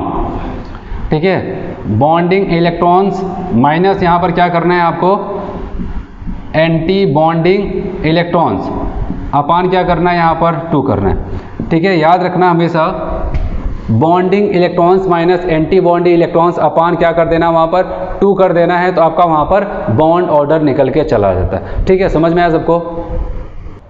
चलिए यहाँ पर हम लोग क्या करते हैं कि एग्जाम्पल से समझते हैं, जैसे O2 का यहाँ पर हमने एग्जाम्पल ले लिया। ठीक है, और यहाँ पर इसको समझते हैं, हमसे पूछा जाए, यहाँ पर तो मैंने आपको बताया स्ट्रक्चर बना लिया, तो यहाँ पर बॉन्ड ऑर्डर 2 आ गया, लेकिन अगर इससे हम लोग देखना चाहते हैं तो कैसे देखते हैं, तो यहाँ पर याद रखना सबसे पहले एक बात ये करना है हम लोग को, इलेक्ट्रॉन की फिलिंग करनी है। मैं आपको एक ट्रिक बता रहा हूँ यहाँ पर, ठीक है, आपको एक काम यहाँ पर यूज़ करना है, यहाँ पर ट्रिक को देखना है। सबसे पहले BA, तो यहाँ पर हम लोग इसको पढ़ भी सकते हैं, बाबा ट्रिपल B ट्रिपल है। जो यहाँ पर A है वो एंटी बॉन्डिंग इलेक्ट्रॉन को बता रहा है, जो B है यहाँ पर क्या कर रहा है, बॉन्डिंग इलेक्ट्रॉन को बता रहा है। ठीक है, बॉन्डिंग वाले ऑर्बिटल को बता रहा है, तो कहने का मतलब B का मतलब बॉन्डिंग ऑर्बिटल्स है, anti bonding, bonding anti bonding, bonding bonding bonding, anti bonding anti bonding, तो ऐसा कुछ यहाँ पर क्रम चलता है। तो हम लोग क्या करते हैं, कोई भी हमसे कह दिया जाए, जैसे O2 का कहा गया, O2 का, तो सबसे पहले क्या करना है, जिसका देखना है उसके टोटल इलेक्ट्रॉन को आप बताओ कितने होगा। अब बताओ यहाँ पर एक ऑक्सीजन के पास 8 होता है, 2 ऑक्सीजन के पास कितना हो जाएगा 16, तो 16 इलेक्ट्रॉन को इसके ऊपर रिप्रेजेंट करना है, कैसे क्रमशः, एक के ऊपर मैक्सिमम 2 हो सकता है, यहाँ पर 2, 2 4, 2 6, 2 8, 2 10, 2 12, 2 14, 2 16, समझ में आ रहा है सबको, ये हो जाता है। अब यहाँ पर इसका बॉन्ड ऑर्डर निकालना था, तो बॉन्ड ऑर्डर में मैंने बताया यहाँ पर जो B है वो बॉन्डिंग इलेक्ट्रॉन को बता रहा है, जो A है वो एंटी बॉन्डिंग को बताएगा, तो आपको B माइनस A/2 कर देना। अब बताओ B कितने हैं टोटल, B पे यहाँ पर 2, 2 4, 2 6, 2 8, 2 10, 10 कर दिया, माइनस यहाँ पर बात करो कितने A हैं, 2, 2 4, 2 6 बटे यहाँ पर 2 कर दिया। बताओ 10 में से 6 गए 4, 4 बटे 2 हो जाएगा, तो क्या आ जाएगा 2। ठीक है, इसका मतलब ऑक्सीजन ऑक्सीजन के बीच में कितना बॉन्ड प्रेजेंट है, 2, बॉन्ड ऑर्डर 2 आ जाता है। चलिए N2 का मैंने आपको केस बताया था, N2 में टोटल इलेक्ट्रॉन कितने हो जाएंगे, एक के पास 7, 2 के पास कितना 14, तो अब यहाँ पर हम लोग इसको फिर से यहाँ पर फिल करते हैं। ठीक है, यहाँ पर मैं फिल करके आपको फिर से दिखा रहा हूँ, तो 14 इलेक्ट्रॉन है, कैसे लिखते हैं, यहाँ से स्टार्ट करते हैं, 2, 2, 2 4, 2 6, 2 8, 2 10, 2 12, 2 14 हो जाता है। ठीक है, बॉन्ड ऑर्डर निकाल के देखो, यहाँ पर क्या हो जाएगा, B माइनस A/2, यही तो बताया था। B कितने हैं, 2, 2 4, 2 6, 2 8, 2 10, 10 कर दिया, माइनस A कितने हैं, 2, 2 4, ठीक है, तो 10 में से 4 गया 6, 6 बटे 2 कितना आ जाएगा 3, तो बॉन्ड ऑर्डर इसका कितना आ जाता है 3 आ जाता है। तो जब तक पेयरिंग बनेगा, ठीक है, ऐसा नहीं मैंने यहाँ पर बताया, तो ये सम संख्या में थे। ठीक है, आपको कुछ भी मिले, जब तक पेयरिंग जहाँ तक बनता है वहाँ पर पेयरिंग करो। हो सकता है यहाँ पर कोई एक एक्स्ट्रा इलेक्ट्रॉन आ जाए तो यहाँ पर हो जाएगा, किसी का 15 है उसका देखना था, 2, 2 4, 2 6, 2 8, 2 10, 2 12, 2 14, 15 आ जाएगा। ठीक है, 16 होता तो यहाँ पर 2 लिखते। तो कहने का मतलब ये सबसे ज़्यादा इंपॉर्टेंट है, बॉन्ड ऑर्डर कैसे निकाला जाता है। तो यहाँ पर मैंने आपको एक ट्रिक बताया, बाबा ट्रिपल B ट्रिपल A से आप इसको आसानी से निकाल सकते हैं। चलिए यहाँ पर हम लोग देखते हैं, अगर आपको बॉन्ड ऑर्डर के बारे में पता है तो और कौन कौन सा कॉन्सेप्ट आप वहाँ पर यूज़ कर सकते हैं। ठीक है, बताया गया यहाँ पर अगर बॉन्ड ऑर्डर आपको पता है तो याद रखना, बॉन्ड ऑर्डर जो होता है बॉन्ड एनर्जी के डायरेक्टली प्रोपोर्शनल होता है, मतलब जिसका बॉन्ड ऑर्डर ज़्यादा उसकी बॉन्ड एनर्जी भी ज़्यादा हो जाएगी। फिर यहाँ पर बताया गया अगर बॉन्ड ऑर्डर जिसका ज़्यादा तो उसकी बॉन्ड स्ट्रेंथ भी ज़्यादा हो जाएगी, मतलब बॉन्ड ऑर्डर डायरेक्टली प्रोपोर्शनल किसके हो जाएगा, बॉन्ड स्ट्रेंथ के। और थर्ड यहाँ पर बताया गया बॉन्ड ऑर्डर जो हो जाएगा स्टेबिलिटी ऑफ मॉलिक्यूल्स। ठीक है, बॉन्ड ऑर्डर डायरेक्टली प्रोपोर्शनल हो जाएगा स्टेबिलिटी ऑफ मॉलिक्यूल, वो मॉलिक्यूल कितना ज़्यादा अच्छा होगा, कितना स्टेबल होगा, वो डिपेंड करेगा बॉन्ड ऑर्डर। जितना ज़्यादा से ज़्यादा बॉन्ड ऑर्डर उतना ज़्यादा वो क्या हो जाएगा, स्टेबल होगा। लेकिन एक चीज़ याद रखना, एक कोई इसके इन्वर्सली में चलता है, वो कौन होता है, बॉन्ड स्ट्रेंथ। ठीक है, सॉरी बॉन्ड लेंथ। अब क्या बताया गया, अगर किसी का बॉन्ड ऑर्डर ज़्यादा है इसका मतलब वहाँ पर क्या हो जाएगी, बॉन्ड लेंथ कम है। और कहीं पर अगर बॉन्ड लेंथ कम है, इसका बॉन्ड लेंथ ज़्यादा है, इसका बॉन्ड ऑर्डर क्या हो जाएगा, यहाँ पर कम हो जाएगा। तो इसके लिए आपको याद रखना है, कभी ऐसे कुछ कंपाउंड दे दिए जाते हैं और आपसे कह दिया जाएगा बॉन्ड लेंथ का ऑर्डर बताओ, तो आपको क्या करना है, बॉन्ड ऑर्डर निकालने का तरीका मैंने आपको बताया,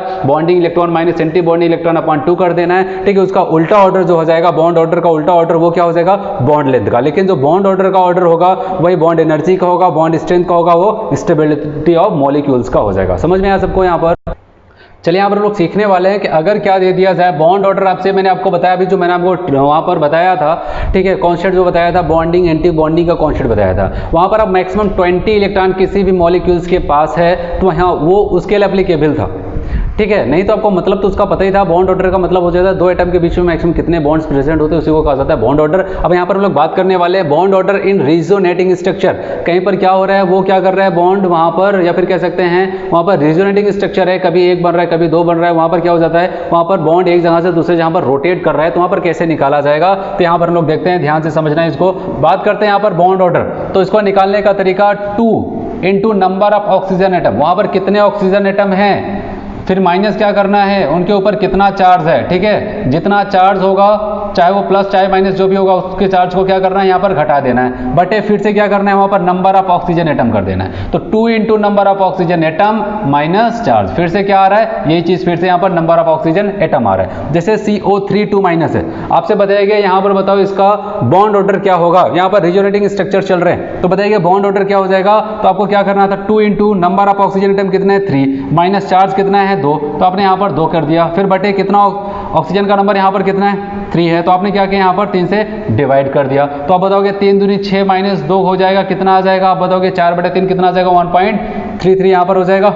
ठीक है। फिर यहाँ पर बात करते हैं ClO4 माइनस, तो ClO4 माइनस की बात करते हैं, यहाँ पर बॉन्ड ऑर्डर पूछा जाए, रिजोनेटिंग स्ट्रक्चर है, माइनस चार्ज इन चारों ऑक्सीजन के ऊपर रोटेट करता होगा, तो यहाँ पर कैसे निकालेंगे, 2 इंटू नंबर ऑफ ऑक्सीजन कितने 4 है, माइनस कितना चार्ज कितना है 1 कर दिया, बटे कितना ऑक्सीजन है 4, यहाँ पर आ जाते हैं 1.75। और ऐसे यहाँ पर PO4 3 माइनस का भी देखते हैं, तो यहाँ पर भी उसी टाइप का आ जाएगा 1.25 आ जाता है, ठीक है। चलिए यहाँ पर अगला हम लोग जो सीखते हैं फॉर्मल चार्ज ऑन एटम। जैसे आपको पता है एटम बहुत सारे होते हैं, लेकिन वहाँ पर बात किया जाता है कि और चार्ज हो सकता है उसके बराबर हो जितने एटम या फिर उससे कम हो जाता है, लेकिन अगर वहाँ पर हमसे पूछा जाए किसी एक एटम के हिस्से में कितना चार्ज आता है, तो उसको हम लोग कहेंगे आप फॉर्मल चार्ज। तो वहाँ पर निकालने का एक सिंपल सा ही तरीका है, आप वैसे भी अगर आपको फॉर्मल चार्ज का मतलब पता है आप वैसे भी निकाल सकते हो। कहा गया टोटल चार्ज ऑफ ऑक्सीजन, ठीक है। ऑक्सीजन अगर वहाँ पर प्रेजेंट है तो वहाँ पर क्या करते हैं, ऑक्सीजन के पास टोटल कितना चार्ज है बटे नंबर ऑफ ऑक्सीजन एटम, कितने ऑक्सीजन एटम वहाँ पर प्रेजेंट है, ठीक है। तो ऐसे करना है, जैसे यहाँ पर CO3 2 माइनस दिख रहा है आपको, फॉर्मल चार्ज निकालना था, टोटल कितने माइनस चार्ज, आपने कहा 2 माइनस चार्ज है, कितने ऑक्सीजन के ऊपर है 3 ऑक्सीजन के ऊपर है, तो -2/3 किया 0.66 आ जाता है माइनस में। ऐसे ClO4 माइनस की बात करते हैं तो कितना माइनस चार्ज है, कितने ऑक्सीजन के ऊपर घूम रहा है, तो 4 के ऊपर, तो आप बताओगे 4 ऑक्सीजन के ऊपर माइनस चार्ज है, तो एक के हिस्से में कितना आएगा 0.25 माइनस में। ऐसे 3 माइनस चार्ज है, वो कितने ऑक्सीजन के ऊपर घूम रहा है 4 ऑक्सीजन के ऊपर, तो एक के हिस्से में कितना आएगा -0.75 आ जाता है। तो ये हुआ यहाँ पर फॉर्मल चार्ज, और यहाँ पर रिजोनेटिंग स्ट्रक्चर में बॉन्ड ऑर्डर को कैसे निकाला जाता है। चलिए यहाँ पर हम लोग बात करने वाले हैं पैरामैग्नेटिक एंड डायमैग्नेटिक मॉलिक्यूल्स के बारे में। अगर आपको दे दिया जाए और आपसे पूछा जाए इसमें से कौन पैरामैग्नेटिक है कौन डायमैग्नेटिक है, आप इसको यहाँ पर कैसे देखते हैं, तो हम लोग मॉलिक्यूल्स की बात कर रहे हैं। तो एक सिंपल सा तरीका यूज़ करना, हम लोग यहाँ पर डायरेक्टली एक सिंपल सा ट्रिक यूज़ करते हैं। अगर इवन नंबर ऑफ इलेक्ट्रॉन्स मिलता है, ठीक है, सम संख्या में इलेक्ट्रॉन्स मिलते हैं, तो याद रखना वो क्या हो जाएगा, वो डायमैग्नेटिक हो जाएगा। अगर वहाँ पर ऑड नंबर ऑफ इलेक्ट्रॉन्स मिलते हैं, मतलब एक्स्ट्रा इलेक्ट्रॉन्स मिलता है, तो वहाँ पर क्या हो जाएगा, आप बताओगे पैरामैग्नेटिक। जैसे 11 क्या है, आप बताओगे ऑड नंबर में है, आप बताओगे पैरामैग्नेटिक। 13 क्या है, ऑड, ठीक है, आप बताओगे यहाँ पर पैरामैग्नेटिक। अगर आपसे कह दिया जाए 12 है 14 है, ठीक है, 18 है, तो यहाँ पर अगर ऐसा आता है तो वहाँ पर हम लोग क्या कहने वाले, कहेंगे वहाँ पर हो जाएगा डायमैग्नेटिक। तो सम संख्या में इलेक्ट्रॉन्स मिलते हैं तो हो जाएगा डायमैग्नेटिक। और अगर आपसे कह दिया जाए उसमें क्या होते हैं, इवन नंबर के साथ, अगर ऑड नंबर के साथ मिलता है तो इसको क्या कहते हैं, वहाँ पर पैरामैग्नेटिक हो जाता है। तो लेकिन एक चीज़ यहाँ पर एक्सेप्शन याद करना है, एक्सेप्शन क्या है यहाँ पर, ठीक है, एक्सेप्शन का केस यहाँ पर याद रखना, वो क्या है 10 and 16, क्या लग रहा है, ठीक है, 10 और 16 आप बताओगे, ये तो क्या है यहाँ पर सम संख्या है, इवन नंबर ऑफ इलेक्ट्रॉन्स है यहाँ पर, लेकिन होना क्या चाहिए था नियम के हिसाब से जो मैंने आपको बताया डाया, लेकिन ये होते क्या है यहाँ पर पैरामैग्नेटिक होते हैं। क्या होते हैं, पैरामैग्नेटिक होता है, ठीक है। चलिए यहाँ पर हम लोग देखते हैं कुछ एग्जांपल, जैसे यहाँ पर NO है, आपसे पूछा जाएगा पैरा है कि डाया है, तो आप बताओगे 8 इलेक्ट्रॉन इसका, 7 इलेक्ट्रॉन इसका, 8 7 15, 15 का मतलब क्या हो जाएगा, आप बताओ, पैरामैग्नेटिक हो जाएगा, है कि नहीं। फिर यहाँ पर बताया गया, यहाँ पर कितना हो जाएगा, 8 दूनी 16, बताओ क्या बताए, पैरा की डाया, 16 सम संख्या है लेकिन एक्सेप्शन के साथ है, तो आप बताओगे होना चाहिए था, एक पल की लग रहा था पैरा डाया, लेकिन हो जाएगा पैरा। चलिए यहाँ पर बात करते हैं, यहाँ पर क्या हो जाएगा, 7 इसका 6, 7 6 13 1 14, 14 का मतलब क्या हो जाएगा, एक सम संख्या है, इसका मतलब ये डायामैग्नेटिक हो जाएगा। चलिए यहाँ पर हम लोग बात करते हैं, यहाँ पर ऑक्सीजन है, O2 2 माइनस है, 8 दूनी 16, 2 क्या हो जाएगा, यहाँ पर 18, 18 का मतलब क्या, सम संख्या है, आप बताओगे ये डायामैग्नेटिक हो जाएगा। चलिए यहाँ पर बात करते हैं, 7 दूनी 14, 14 इलेक्ट्रॉन हुआ, तो यहाँ पर क्या हो जाएगा, डायामैग्नेटिक हो जाएगा। चलिए यहाँ पर बात करते हैं, यहाँ पर 5 दूनी 10 सम संख्या है, क्या होना चाहिए, डायामैग्नेटिक, लेकिन ये हो जाता है पैरामैग्नेटिक, क्यों, एक्सेप्शन आपको बताया यहाँ पर, ठीक है। तो यहाँ पर सिंपल सी बातें हैं जो आपको ध्यान रखना है, ठीक है। यहाँ पर हम लोग बात करने वाले हैं बॉन्ड एंगल के बारे में, हम लोग बात करते हैं। बॉन्ड एंगल क्या हो जाता है, आप बताओगे, बॉन्ड्स के बीच में, दो एडजेसेंट बॉन्ड के बीच में प्रेजेंट जो एंगल होता है उसी को हम लोग क्या कहते हैं, बॉन्ड एंगल कहते हैं, ठीक है। और क्वेश्चन आता है बॉन्ड एंगल पे, वहाँ पर बॉन्ड एंगल का ऑर्डर अरेंज करना पड़ता है, उसको हम लोग कैसे देखते हैं, यहाँ पर ध्यान से समझना। सबसे पहले क्या करते हैं, मैं आपको जैसे स्टेप बता रहा हूँ ऐसे ही फॉलो करना है, आप बीच से स्टेप उठाओगे तो आप क्वेश्चन गलत होने के चांस होंगे। सबसे पहले क्या करना है, आपको क्या करना है, जहाँ पर भी जितने भी कंपाउंड्स दिए गए हैं उनके बॉन्ड एंगल को देखना है, तो पहले हाइब्रिडेशन से कंपेरिजन करके देखेंगे। पहला क्या है, हाइब्रिडाइजेशन, तो बॉन्ड एंगल हाइब्रिडेशन के इनवर्सली होता है, जितना छोटा हाइब्रिडाइजेशन उतना बड़ा बॉन्ड एंगल। जैसे कि एग्जांपल से बात करते हैं, BeCl2 BCl3 CCl4, आपको पता है यहाँ पर बॉन्ड एंगल कितना होता है, 180 का होता है। या फिर बात करते हैं हाइब्रिडेशन से, ये तो आपको पता हो या ना पता हो, ठीक है, ये कोई जरूरी नहीं है आपको वहां पर बॉन्ड एंगल रटा हो। तो यहाँ पर हम लोग बात करते हैं कॉन्सेप्ट से, यहाँ पर sp है, यहाँ पर sp2 होगा, वहाँ पर sp3 होगा। हाइब्रिडेशन सबसे छोटा कहाँ है, यहाँ पर हाइब्रिडेशन सबसे छोटा, तो बॉन्ड एंगल यहाँ पर सबसे ज़्यादा, फिर ये थोड़ा सा बड़ा हुआ, ये सबसे बड़ा है, यहाँ पर sp3 है। तो आपको यहाँ पर यही तुलना करना है, जिसका हाइब्रिडेशन छोटा उसका बॉन्ड एंगल बड़ा, जिसका हाइब्रिडेशन बड़ा उसका बॉन्ड एंगल छोटा। चलिए, अगर ये बॉन्ड हाइब्रिडेशन से आपका क्वेश्चन फेल हो जाता है तो हम लोग सेकंड स्टेप पे आते हैं, और सेकंड स्टेप ये कहता है कि बॉन्ड एंगल 1/लोन पेयर, ठीक है, लोन पेयर के नंबर के साथ इनवर्स के रिलेशन में रहता है। जैसे CH4 का हाइब्रिडाइजेशन sp3, अमोनिया का sp3, वाटर का sp3 हो जाता है, होता है कि नहीं होता है। अब बताओ, सबका हाइब्रिडेशन सेम है, कॉन्सेप्ट फेल हुआ।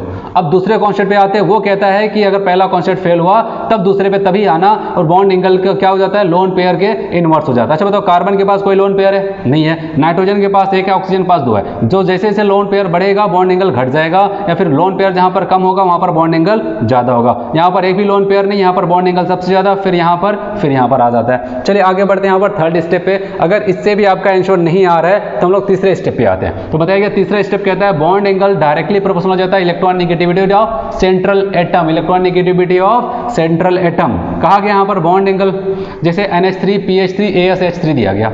अच्छा बताओ, यहाँ पर सबका हाइब्रिडेशन क्या है, sp3, पहला कॉन्सेप्ट फेल।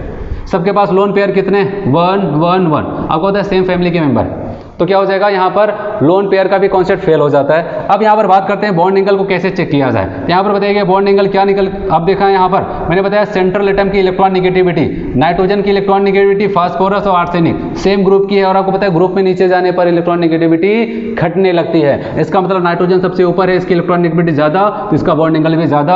आर्सेनिक नीचे है, इसका इलेक्ट्रॉन नेगेटिविटी कम, इसका बॉन्ड एंगल कम हो जाएगा, ठीक है। अब आते हैं, अगर ये तीसरा भी फेल हो जाए तो अब आते हैं लास्ट वाले पे, और इस पे तो 100% आना ही आना है आपका आंसर। बताया गया लास्ट वाला कहता है, अगर तीसरा वाला पहला दूसरा तीसरा ऊपर के तीनों फेल हो जाते हैं तो फोर्थ वाले पे आते हैं। बताया गया बॉन्ड एंगल इनवर्सली हो जाता है किसके, नंबर, यहाँ पर electron negativity of surrounding atom, जो सेंट्रल एटम था उससे जो बाहर से जुड़े हुए होते हैं एटम, उसको कहा जाता है सराउंडिंग एटम, ठीक है। तो वहां पर क्या कहा जाता है, उसके इलेक्ट्रॉन नेगेटिविटी के इनवर्सली होगा। जैसे यहाँ पर PF3 PCl3 PBr3 Pi3, यहाँ पर देखोगे सबका हाइब्रिडेशन sp3, सबका क्या हो जाता है sp3 आ जाता है, ठीक है। लोन पेयर के नंबर भी सबके क्या हैं, सेम है। सेंट्रल एटम की इलेक्ट्रॉन नेगेटिविटी क्या है, सब फास्फोरस ही तो है, सेम ही तो है, यहाँ पर भी सेम है। अब क्या हो जाता है, अब हमारा तीनों ऊपर के कॉन्सेप्ट फेल हो जाते हैं, तो हम आते हैं चौथे पे, और चौथा क्या कहता है, जो सराउंडिंग एटम है उसकी इलेक्ट्रॉन नेगेटिविटी के इनवर्सली, जहां पर इलेक्ट्रॉन नेगेटिविटी कम वहां पर बॉन्ड एंगल ज्यादा। Fluorine, chlorine, bromine, iodine, iodine सबसे नीचे है और ग्रुप में जो सबसे नीचे होगा उसकी इलेक्ट्रॉन नेगेटिविटी सबसे कम तो बॉन्ड एंगल सबसे ज्यादा। समझ में आया सबको कैसे यूज करना है? यहाँ पर हम लोग एक कोड यूज कर सकते हैं, क्रमशः कैसे यूज करना है, तो यहाँ पर हम लोग लिख सकते हैं हीरा लाल CS से हम लोग इसको याद कर सकते हैं। याद रखना यहाँ पर, क्योंकि आप क्रमशः यूज नहीं करोगे तो फेल हो जाएगा। हीरा का मतलब यहाँ पर क्या करना है, सबसे पहले हाइब्रिडाइजेशन का कॉन्सेप्ट, लाल का मतलब उसका मतलब वहाँ पर, उसके बाद लोन पेयर, C का मतलब सेंट्रल एटम की क्या इलेक्ट्रॉन नेगेटिविटी, फिर D वाला क्या है यहाँ पर लास्ट वाला सराउंडिंग एटम की क्या हो जाएगी इलेक्ट्रॉन नेगेटिविटी। तो क्रमशः आपको वहाँ पर ऐसा देखना है, अगर आप बीच में से कोई कॉन्सेप्ट उठाओगे तो क्वेश्चन गलत होने के चांस ज़्यादा हो जाते हैं। चलिए यहाँ पर हम लोग अगले बॉन्ड को पढ़ते हैं यहाँ पर, जिसका नाम है कोऑर्डिनेट बॉन्ड। और यहाँ पर मैं आपको बता दूं कोऑर्डिनेट बॉन्ड क्या होता है, ये भी एक टाइप का कोवैलेंट बॉन्ड ही होता है। यहाँ पर बस एक तरीका ये होता है, कोवैलेंट बॉन्ड में क्या हो जाता था, दोनों जो एटम आपस में जुड़ना चाहते थे इलेक्ट्रॉन की शेयरिंग करते थे, दोनों को इलेक्ट्रॉन लेकर के आना पड़ता था जुड़ने के लिए। लेकिन यहाँ पर कोऑर्डिनेट बॉन्ड की बात करते हैं, यहाँ पर भी एटम्स आएंगे पास, लेकिन उसमें से कोई एक क्या करेगा, ठीक है, दो इलेक्ट्रॉन के साथ क्या करता है, सामने वाले के साथ बॉन्ड करेगा, बॉन्ड बनाएगा, मतलब किसी एक का इलेक्ट्रॉन यूज होगा और किसी दूसरे का इलेक्ट्रॉन यूज नहीं होगा, केवल वो इलेक्ट्रॉन को एक्सेप्ट करेगा। ठीक है, तो ऐसा कुछ होता है। जैसे मैं आपको यहाँ पर एग्जांपल से समझा दूं जल्दी से, यहाँ पर जैसे हम लोग लेकर चलते हैं NH3 और यहाँ पर BF3 लेकर चलते हैं। ठीक है, अगर मैं इसका स्ट्रक्चर बनाऊं, जल्दी से ध्यान से देखना, यहाँ पर NH3 मैंने यहाँ पर बना दिया NH3, और यहाँ पर हम लोग क्या करते हैं BF3 की बात करते हैं। अब बताओ इनके बीच में बॉन्ड बनना है। बोरान ने पूरी कोशिश की, जितने इलेक्ट्रॉन थे लास्ट सेल में कितना इलेक्ट्रॉन था, 3 था। ठीक है, पूरी कोशिश की लेकिन बॉन्ड यहाँ पर बनके तैयार नहीं हो पाया। ठीक है, ऑक्टेट इसकी कंप्लीट नहीं हुई, टोटल यहाँ पर 6 इलेक्ट्रॉन होते हैं। अब इसके पास कोई इलेक्ट्रॉन भी नहीं बचा कि किसी के साथ फिर से शेयरिंग कर ले, वहाँ पर बॉन्ड बना ले। अब इसके पास एक ही ऑप्शन बचता है कि कोई इसको इलेक्ट्रॉन डोनेट कर दे। दूसरी तरफ आपको यहाँ पर दिखाई दे रहा है नाइट्रोजन, जिसके टोटल इलेक्ट्रॉन 2, 2, 4, 2, 6 और 8 इलेक्ट्रॉन हुआ है, और यहाँ पर 2 इलेक्ट्रॉन क्या है बचे हुए, वो बॉन्ड फॉर्मेशन में यूज नहीं हुए हैं। जब इन दोनों को पास पास लाते हैं तो ये क्या करता है, यहाँ पर नाइट्रोजन क्या करता है, अपने इन्हीं 2 इलेक्ट्रॉन के साथ इसको कोऑर्डिनेट करता है। इसको एक कंप्लीट एरो के साथ हम लोग दिखाते हैं। ठीक है, तो यहाँ पर बताया गया एक ऐसा कंपाउंड होता है जो इलेक्ट्रॉन को डोनेट करता है, जिसको हम लोग कहते हैं लेविस बेस। कोई ऐसा होता है जो इलेक्ट्रॉन को एक्सेप्ट करता है, जिसको कहते हैं लेविस एसिड कहा जाता है। और यहाँ पर कोऑर्डिनेट बॉन्ड बनने के लिए कंडीशन होनी चाहिए, कोई ऐसा कंपाउंड होना चाहिए जिससे ऑक्टेट कंप्लीट हो, ऑक्टेट कंप्लीट होने के बाद भी कम से कम एक लोन पेयर इलेक्ट्रॉन बचा हो जिसको वो डोनेट करा दे। और दूसरा क्या, कोई ऐसा कंपाउंड होना चाहिए जो क्या करे, कम से कम एक लोन पेयर इलेक्ट्रॉन को एक्सेप्ट कर सके। तो यहाँ पर कहा जाता है लेविस एसिड और लेविस बेस के बीच में कोऑर्डिनेट बॉन्ड बनता है। ठीक है, इतना बहुत है आपके लिए। ठीक है, चलिए यहाँ पर हम लोग बात करने वाले हैं हाइड्रोजन बॉन्डिंग। कहा गया जब हाइड्रोजन क्या हो जाता है, बहुत ही मोर इलेक्ट्रोनेगेटिव एटम, जैसे कि हम लोग बात करते हैं सेकंड पीरियड के more electronegative atom FON, fluorine, oxygen, nitrogen की बात करते हैं। जब इनके साथ अटैच्ड हो जाता है तो वहाँ पर एक स्पेशल टाइप की बॉन्डिंग का फॉर्मेशन करता है, जिसको हम लोग हाइड्रोजन बॉन्ड कहते हैं। ठीक है, क्योंकि यहाँ पर क्या हो जाता है, इनकी इलेक्ट्रॉन नेगेटिविटी ज़्यादा होती है, ये क्या करते हैं पोलैरिटी डेवलप करते हैं और एक अट्रैक्शन बॉन्ड बनाते हैं, जिसको हम लोग क्या कहेंगे यहाँ पर हाइड्रोजन बॉन्ड करने वाले। तो कहने का मतलब हाइड्रोजन बॉन्ड किसके साथ बनेगा, आप बताओगे FON के साथ ही बनता है। किसके साथ बनता है, फ्लोरीन, ऑक्सीजन और हाइड्रोजन। जब क्या हो जाता है, फ्लोरीन, ऑक्सीजन और नाइट्रोजन का।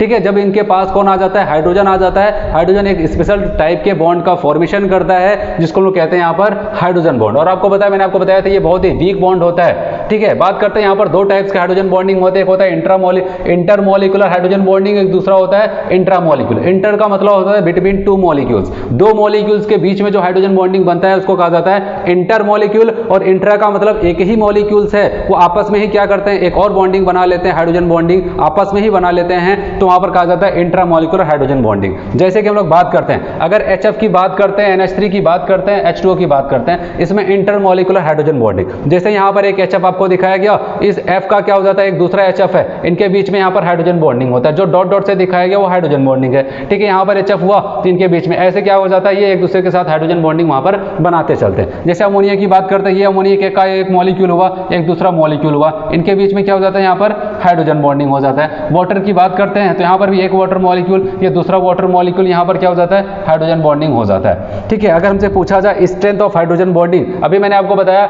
FON के साथ, जिसको लोग फोन भी याद कर सकते हैं, फोन के साथ यहाँ पर बताया क्या हो जाता है, हाइड्रोजन बॉन्डिंग पाया जाता है। तो अगर इनके स्ट्रेंथ, इनकी मजबूती की बात करते हैं तो आप बताओगे HF बॉन्ड्स, H का F के साथ H का O के साथ, H का N के साथ सबसे ज़्यादा मजबूत बॉन्ड यहाँ पर ये बनेगा, फिर OH वाला होगा, फिर NH वाला होगा, क्योंकि इसके इलेक्ट्रॉन नेगेटिविटी ज़्यादा है तो ये ज़्यादा अट्रैक्ट करेगा अपने पास, ठीक है। उसके बाद इसका थोड़ा कम होता है, इसका नंबर, फिर ये आ जाता है। तो इस पर भी क्वेश्चन पूछा गया है, FH का स्ट्रॉन्ग होगा, फिर OH आएगा, फिर NH आएगा। इलेक्ट्रॉन नेगेटिविटी के डिफरेंस पे ही बेस्ड होता है। फिर इंट्रामोलिकुलर हाइड्रोजन बॉन्डिंग की बात करते हैं, इसके एग्जांपल की बात करते हैं। मैंने आपको बताया मॉलिक्यूल्स के अंदर ही बन जाता है, जैसे अर्थ और नाइट्रोफिनॉल की बात